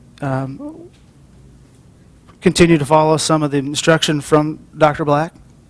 And, I am just blessed to be here as well, and thank you for your time. And I would like to thank all of you for coming as well, because that shows me you do care about yourself, and that's very important as well. So thank you very much. Thank you, JD. He said it really well. You can see why I like him. He's a very personable guy. And the last presenter, his wife, is Amy Dirks. And Amy has been a friend since I met Jared. And once I got to know Amy, I kind of liked her a little more than Jared. But Is that right? I'm just kidding. But anyhow, Amy is she's a dietitian. And if any of you have been around a lot of dietitians, sometimes they seem really stuck and conservative about certain things. Amy's not like that. Amy is very science-based, but also very passionate about realizing that, you know what we're doing isn't working, and the research kind of proves that, but also our ill nation proves that. So I'm really excited to have her as our last presenter. She's worked really hard on her presentation. I know you guys have been here long, but I love all these people. I got the chance to speak, and I wanted you to hear what they had to say, and if you needed to go, that's cool. Amy's going to talk, and then I'm going to finish. I'm going to give you a challenge, and you're going to be out of here, okay? Thanks. Come on up, Amy. Thanks. Like Dr. Black said, my name's Amy Dirks. I'm a registered dietitian, but I really feel my most important job is I'm the mom of two. 3 sometimes if you count my husband over there. So I'm really honored to be speaking to you all tonight, but I will say that I put a lot of pressure on myself for this presentation because I feel there's so much that could be said about nutrition, and there's so many controversies and myths and so forth out there, and I wanted to clear all of that up for you, but then Dr. Black told me that I had about 8 minutes to present to you, so I'm thinking, I don't even think I can spell nutrition in 8 minutes, so, but I'm going to give it my best shot, and I do have my cheat sheets here, so bear with me because I have a lot to say in a short amount of time. So I'm sure you all have heard the saying, history repeats itself. Albert Einstein said, everything should be made as simple as possible, but not simpler. So simple by definition means easy to understand, easy to use, easy to deal with, and not elaborate. Well, that's the advice that I have for you today in regards to food and nutrition. Just keep it simple. There's no magical pill. There's no special combination of foods that's going to work. There's no fad diets. There's no demonizing fats or carbs or singling out one-star nutrient. And that's what we've done to food. We've tried to make it simpler, which in turn has made it to where we're eating these man-made, edible, food-like substances, but not real food. The other night I heard a movie preview on, and it didn't have anything to do with food, but it caught my attention because what it said was the biggest mistake man makes is they want something to be true. And you can apply this to nutrition because we've completely left the farms for the labs because we want convenience. We want the magic diet pill or the easy way out. However, mankind has yet to outdo the foods that Mother Nature has provided to us.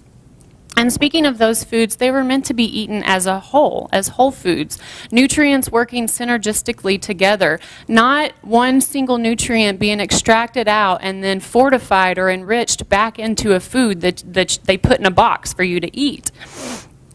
So, you know, it's just really, really confusing, and it really doesn't need to be. Research study after research study has been done on one vitamin or one mineral. And then the media, they take this information and they just plaster it everywhere so that the consumer continues to get more and more confused. I do have a couple slides. They're also on your handouts, though. One is of the food guide pyramid, the guy looking at it and is totally confused. And they did try to create a better food guide pyramid for us, but in turn, I think they just created something even more generic and less user-friendly for us. So I almost had to take a whole dietetics class just to learn how to teach the food guide pyramid to you. So if that's supposed to simplify things, I don't think they did a very good job of it. The other one was the and let me look real fast because I forgot. Oh, the guy reading the newspaper that says, studies show all foods are bad for you. It is funny, but it's not, because every time you turn on the TV, you hear about another food that causes cancer, or it does this or that, and that's kind of what we've come to. Oh, and then I have the sugar chart. I don't want to forget about that, because they like to bash high fructose corn syrup, and rightfully so, but there's a lot of sneaky ways that they can get sugar into your food. So if you do buy processed foods and you are trying to, you know, watch your sugars or your carbs, look at this chart, because there's lots of different names for sugar, okay? So just remember, we're not eating nutrients, we're eating food. Why is it that a wolf knows exactly what it's supposed to eat in nature? Or a squirrel, and that's where the squirrel kind of came from. Yet we're so confused and we have no idea what we're supposed to eat. Or why has it that civilizations have thrived for hundreds of years eating various proportions of carbohydrates, fats, and proteins? Yet again, we don't know what we're supposed to be doing. A couple examples are in Okinawa. They eat tons of veggies and rice and fish. And then you have the Eskimos in Alaska. They eat nothing but fats and blubber. But both of those societies are extremely healthy until recently, when they've adopted a more westernized diet. There's one percentage that I thought was pretty astonishing. More than 60% of cancer deaths could be prevented if Americans ate healthier, exercised more, and stopped smoking. So it's not just our eating, but I thought that was pretty amazing, that we could really have an impact on the amount of cancer deaths that we see if we were just to change our lifestyles a little bit. So speaking of that, you kind of are what you eat. The cartoons that I have on there are of the one little guy saying, well, I need to eat a skinny person. And the other one is the squirrel talking to the psychiatrist saying, I realized I was nuts when I figured out you are what you eat. And then the third one is the guy that basically looks like a hamburger, and he obviously ate too many of those. So, but the last one is of Popeye, and it's a more positive icon in regards to you are what you eat. He opens the can of spinach, he eats it, and he's got tons of energy, and he becomes this extremely strong individual. So if you work for your body a little bit, your body is going to work for you. The whole point of this is, let's get back to real food. What is real food? And I think that's where we all need to let go of all the stuff that we've heard and hear what I have to say. And this is a combination of lots of schools of thought and theories, from books, from studies, from documentaries, and so forth. This is not just me saying this, okay? Real food grows and dies. It isn't created in a lab. Real food wilts, rots, and can become unappetizing rather quickly. Sounds delicious, right? Real food doesn't need an ingredient label. Real food doesn't have celebrity endorsements. I'm not Kim Kardashian. Real food doesn't make health claims, okay? So that leaves us with foods such as beef, chicken, turkey, pork, salmon, shrimp, crab, lobster, eggs, cheese, spinach, kale, cucumbers, carrots, turnips, squash, sweet potatoes. And I could go on and on and on. But basically, fruits and vegetables and nuts, and there are some, oils in here: coconut oil, butter, olive oil, cilantro. I mean, we have to have something to cook with, right? So And I did say butter, and I'm not going to get into that debate of why, whether you should have butter or margarine, because that could be another 20 minutes. So, but what I want you to think about is think about the ingredients in butter. Cream and maybe some salt. And then I want you to think about the ingredients in margarine. And I have a label here, and it's one of the margarines that they claim to help lower cholesterol. And I'm just going to read a few of the ingredients. It's liquid canola oil, water, partially hydrogenated soybean oil, plant stanol esters, salt, emulsifiers, hydrogenated soybean oil, potassium sorbate, blah, blah, blah, blah, blah. All those ingredients that you can't really pronounce and you really don't know what they are. So less is more when it comes to ingredients, okay? Basically what they're saying is you want me to eat this man-made trans fat in replace of my saturated fat from butter, and that's going to lower my cholesterol. So, same thing with eggs too. Butter and eggs have been around for hundreds of years. Margarine and egg beaters have just been introduced to us, in the last 40 to 50 years. So just think about ingredients, and less is more, okay? And remember, the easiest way for them to try to get you to buy what they're selling is to demonize the product that they're trying to replace. So they're very smart, they are. And we've listened to what they've said. We've eliminated these so-called bad foods or unhealthy foods, and we've replaced them with the man-made foods that they've given us that are supposed to be better for us, yet we're the sickest, fattest nation there is. I have one interesting thing. I don't know if you guys have heard about Pepsi recently introduced a new soda, and it started in Japan. It hasn't made it over here yet, but I guarantee you it will. They put a synthetic indigestible fiber called dextrin into the soda, claiming that it is healthier because it gives you more fiber, but it makes you feel fuller, so it increases your satiety, and it blocks fat. So, of course, they're saying that there's no publicly available evidence, first of all, that this synthetic fiber actually does this in humans, although they have tested it in rats, so go figure. Last I checked, a rat is a little different than a human, but anyway, they're saying that this is a lucrative product, which it is, because it's going to make tons of money for Pepsi, and I'm just using them as an example. But if you ask me, it's more ludicrous than it is lucrative, because it's like putting lipstick on a pig. It's still soda, okay? Yet if they were to introduce that into the United States, guess what? We would be all over it. And I guarantee you, mentally, it's going to tell us, we can actually drink more of this because it's claiming that it's healthy, And so that's where I have issues with the media. That's where we've really gone wrong today,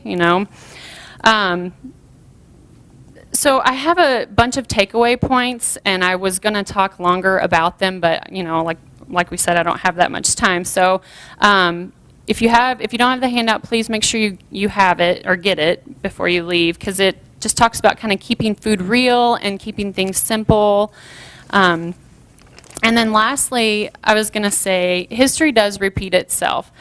We should have listened to our grandmothers and our great-grandmothers years ago when they said, eat your vegetables. Of course, back then, grandmas didn't have to worry about whether they were organic or not, whether they were GMOs or not. And so once again, we've had to overcomplicate things.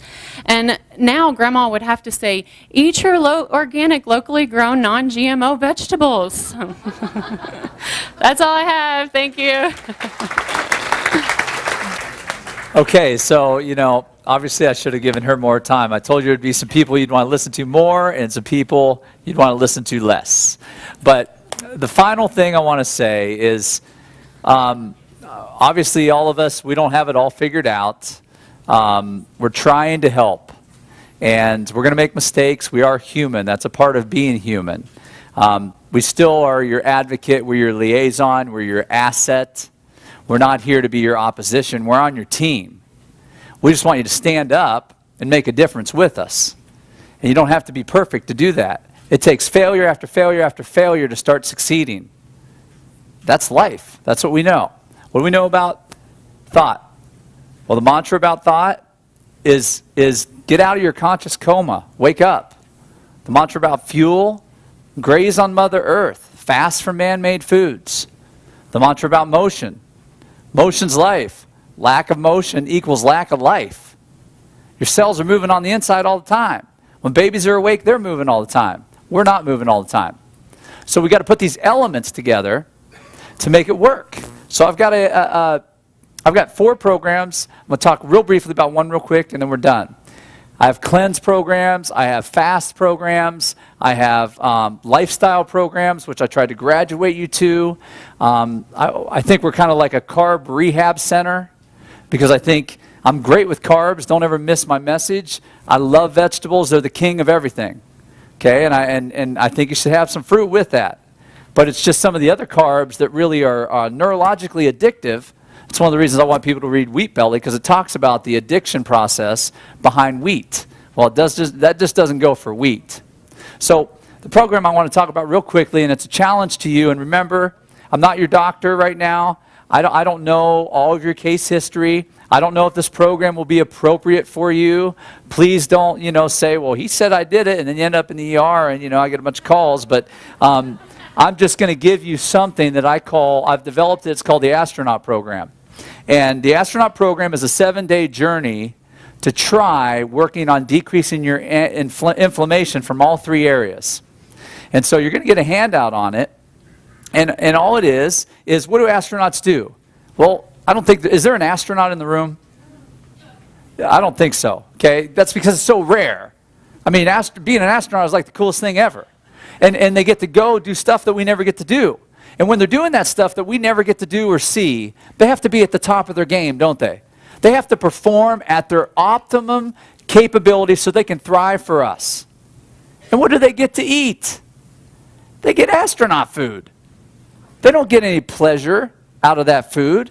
They get something that a dietitian has put together from carbs, fats, proteins, calories, omega-3s, you name it, whatever.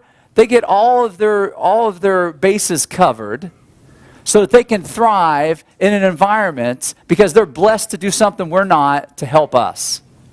Now, what if you lived your life that way? Well, what I want to do is an experiment. I just want to work on the 3 elements of thought. Hydration. Most authorities say half your body weight in ounces of water, so I'm going with it. Sleep.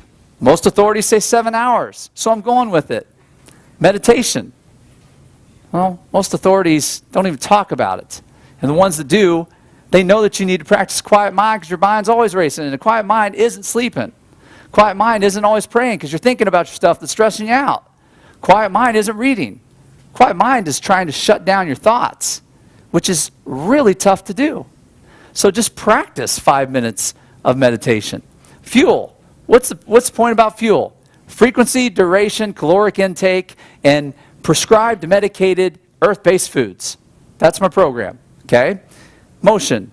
The 3 elements of motion: horizontal work, planks, bridges, get strong, learn which ones you can do. Some people can do, some people can't. If you need help, we'll show you for free. We're not going to charge you. Come see us. Vertical motion. We got to get our heart pumping. The heart moves for a reason. It's not an accident that it gets nutrition in and pollution out. We talked about it. It moves against your nerve to keep it from sticking, so you don't get nerve problems. It moves against the lymph to give you a lymphatic massage every day when it's beating, and it moves against the veins to push stuff back through. It's a design. It makes sense. It's not because we want you to hate treadmills. We're not trying to kill you with cardio. Cardio is the essence of life because it helps you heal. So when you understand the principles behind thought, fuel, and motion, the elements behind them, the Astronaut Program is just, let's give you a program, and Nature's Pantry sells so many things that are on our approved list. It's not like you can't find things here, but the only things I'll let you have on the Astronaut Program, you can get these organic omega-3 bars. Some people like the taste of them, some don't. If you're my patient, I might find another bar for you, but we got other rules that go with it. So to keep it simple, they sell these organic food bars here. They've got a lot of them. They're omega-3 flax. That's the flavor you got to get. Start out with 3 bars. Start out with 3 organic omega-3 eggs. Start out with 24 raw vegetables of your choice that are small. And then you have 2 salads. And the only dressing you can have is balsamic vinegar, no vinaigrettes. No nothing. If you want to just use lemon, sea salt, and pepper, I want you to throw chia and flax on that salad. I want you to divide that into 8 meals. I want you to eat about every 2 hours. Set your phone to go off every 2 hours so you're like a computer. I have to eat because that's what your car tells you. Your car says, I'm low on fuel, help me out. Your body forgot. We got to set some alarm, a light that goes off and says, hello, hello, hello, and you got to practice it. You got to practice it for months to start remembering, oh yeah, I got to thrive. I got to eat. The life I live is too busy for me to get depleted of my nutrients because my cofactors are shot and I'm already feeling like crap and I'm being mean to people. That's what's happening with our attitudes, our stinking thinking. So we got to keep our fuel high so that our blood sugar stays high. Got to have a little protein each meal so our blood sugar stays all right. We don't want to overdo it. We want to honor food. We don't want to abuse food. We want to stay focused with it. That's what we do. We abuse food. We don't respect it. We idolize it. When we need food for pleasure, something is wrong with that. That wasn't designed in mother's milk until man introduced sugar to the baby. So I love food, and I believe me, I'm going to have some bad food. But when you're feeling like crud, wake up and try it. What do you have to lose? Prove me wrong. Just do it. Work on all 3 elements at once. It's a cocktail that helps reduce your inflammation globally. Now, the first 3 or 4 days, maybe you'll go through withdrawal. Maybe you'll feel like crap. Maybe you're running your own psychological boundaries and say, I'm done. I can't do this. I've got to eat. I've got to have something. No, you don't. I've given you carbs, fats, and proteins, omega-3s. I've given you calories to keep you running. You're going to be fine. Now, don't try some new not TRX. Don't try some new insanity program. Try TRX. Don't try some new insanity program that has you working out 3 hours a day the first day you do my program. I just asked you to do 5 minutes of floor work and 10 minutes of cardio. I didn't say do anything crazy on this diet. Every group, every population needs something different. Every therapist and doctor here knows that. There's no cookie cutter approach that works for everyone. But this approach will cover some bases that I bet you're missing. I bet you're all depleted in your milligram dosage to omega-3s to omega-6s, and I bet you we can help you feel better just by doing that. So the challenge is, do the astronaut program and report in. Tell me about it. A week or 2, come call me.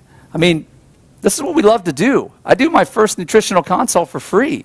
I'm not going to charge you. I want to help you. Now, we got to make money. I mean, Jared talked about it. We got to run a business, but I'm not very good at it. I got to keep working on it. So I get told a lot by many people. So the last thing I want to end with. A person cannot do right in one department of life while they are occupied in doing wrong in any other department. Life is one indivisible whole. Oh, come on. Didn't all these people just say that? I mean, isn't that the sum of the message tonight?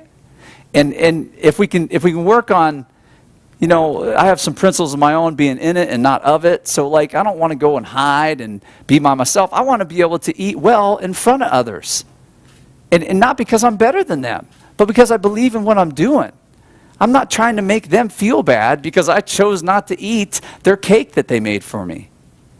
It's hard to do. It takes a lot of courage to do that. And I've got a lot of patients here, and I'd love to tell their stories. I'd love to have, there's some patients I really want to stand up and talk about, believe me. And they know who they are. And they've got stories to tell.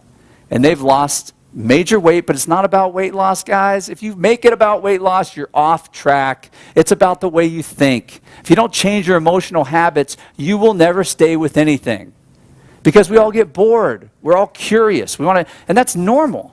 But if you don't understand that fuel is there to thrive, you got to get out of the camp of survivors and join the camp of thrivers. Right now we're doing the minimum daily requirement to survive, and we got to start doing the minimum daily requirement to thrive. That's our program. We're going to teach you a minimum daily requirement to thrive. Is there extra credit in all categories? Of course there is. But if you could stick with the minimum and do that for 3 months, 6 months, have perseverance, persistence, passion, patience, let the tree grow, get the fruit from the tree, understand the concept of living organisms. You're not a machine. You're not mechanical.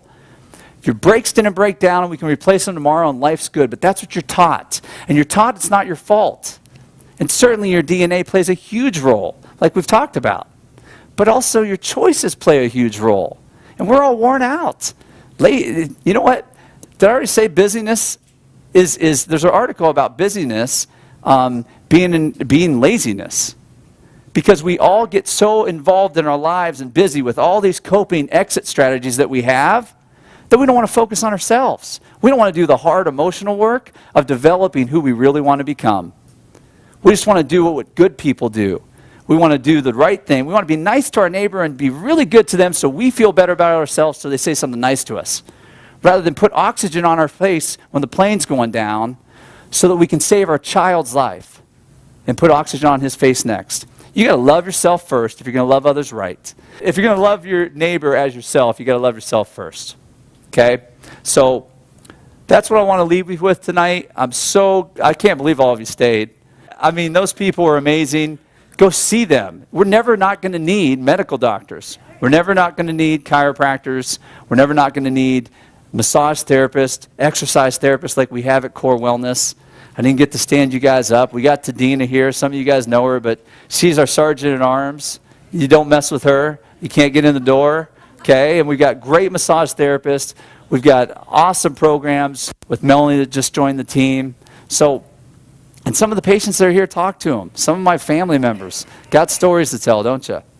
Yeah. So I got some hard workers here. I can't thank people that have helped me tonight. Okay? There's just too many. Thank you, Nature's Pantry. Thank you, presenters. Thank you all, okay? We love you, okay? Thank you. Give yourself a hand.